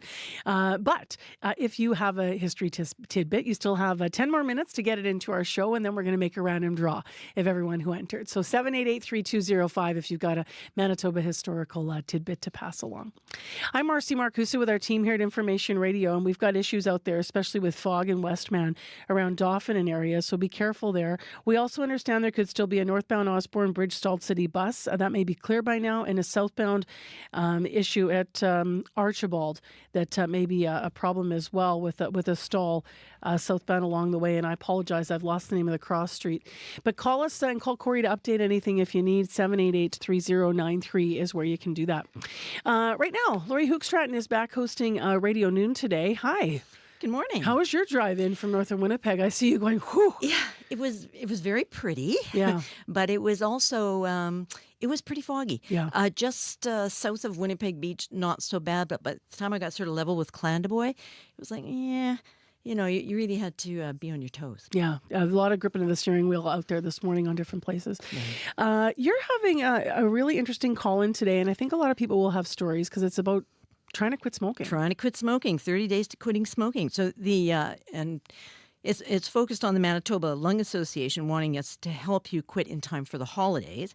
And they're offering this 30-day challenge.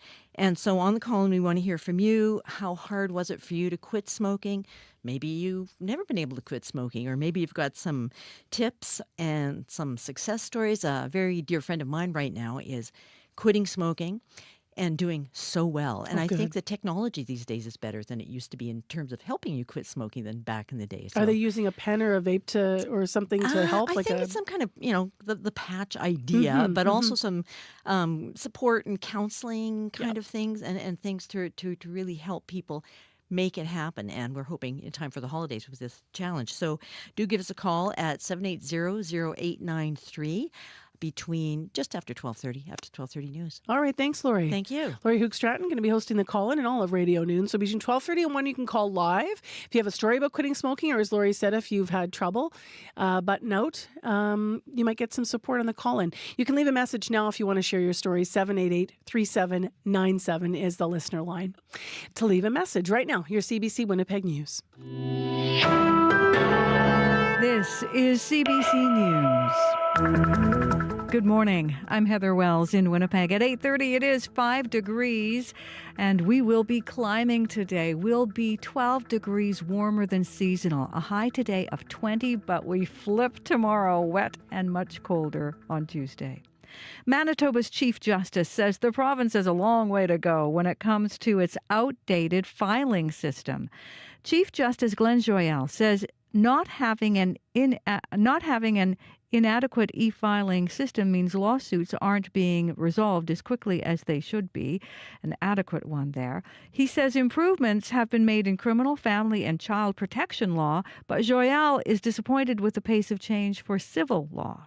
The civil litigators in this province can't believe that we're not at some point going to have a more sophisticated form of e-filing.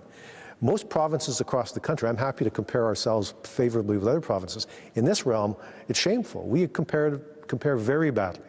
Joyal wants to see more funding for court clerks and the registry to improve efficiency. He says delays are costing clients money. After 20 years of rivalries and arguments, the town of Lactobonny and the RM of Lactobonny are finally partnering up to bring water to the greater area. The town overhauled its water treatment plant in 2004. It was meant to supply the whole region, but that never happened.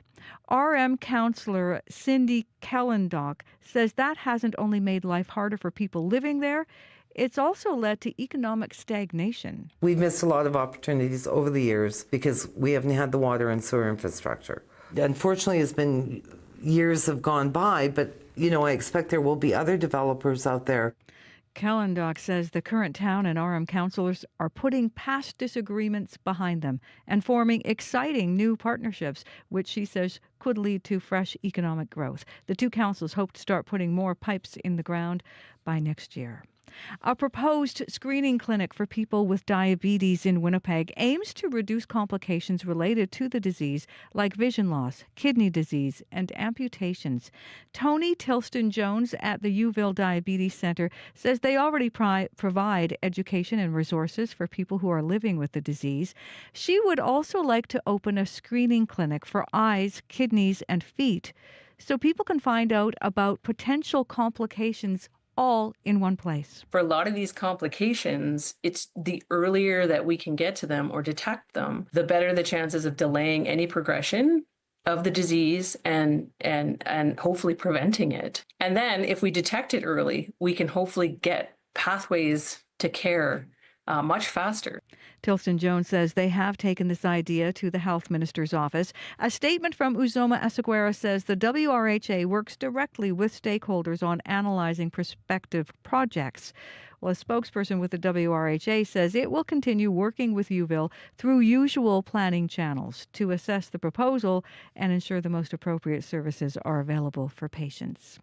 A Winnipeg woman accused of torturing and killing cats and other animals has a history of defrauding seniors. Court records show Irene Lima was convicted twice of fraud while working as a home care worker. In 2014, she was sentenced to 1 year of house arrest after admitting to forging checks stolen from a woman in her 90s. 4 years later, she pleaded guilty again, this time to defrauding a 78-year-old with dementia. Lima and her partner were arrested earlier this month. Police say the couple filmed the animals they tortured and then sold the videos on the dark web.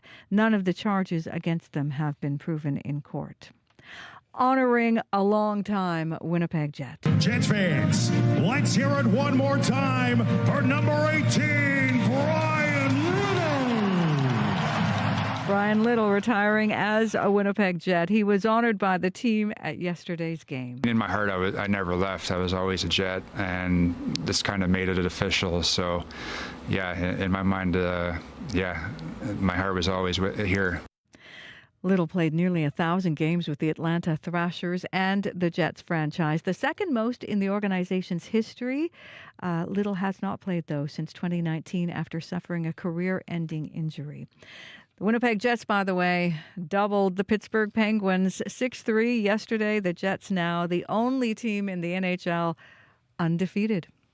You can find more Manitoba news throughout the day at cbc.ca/Manitoba. All right, thanks, Heather Wells. You're welcome. Heather Wells joining us live from our news center this morning, along with Joni Nicolo and Megan Ketchison out there. In here in our control room, Corey Funk has been busy on the traffic line. Yes, some good news of that bus, that stalled bus on northbound Osborne Bridge has now been cleared, but you may still see some residual delays from that, so heads up there. But still potentially quite foggy in western Manitoba around Dauphin, Roblin, Oka River area. All right, Abby, last word in the weather. I'll tell you, sunny skies in the southern part of the province with highs around 21 for Winnipeg, Brandon, and Morris, while the north will be seeing snowy conditions around Thompson and Churchill with temperatures at below zero. Right now, Winnipeg and Morris at 5. Down south, we're seeing temperatures hover near 7 degrees. All right, thanks, Abby.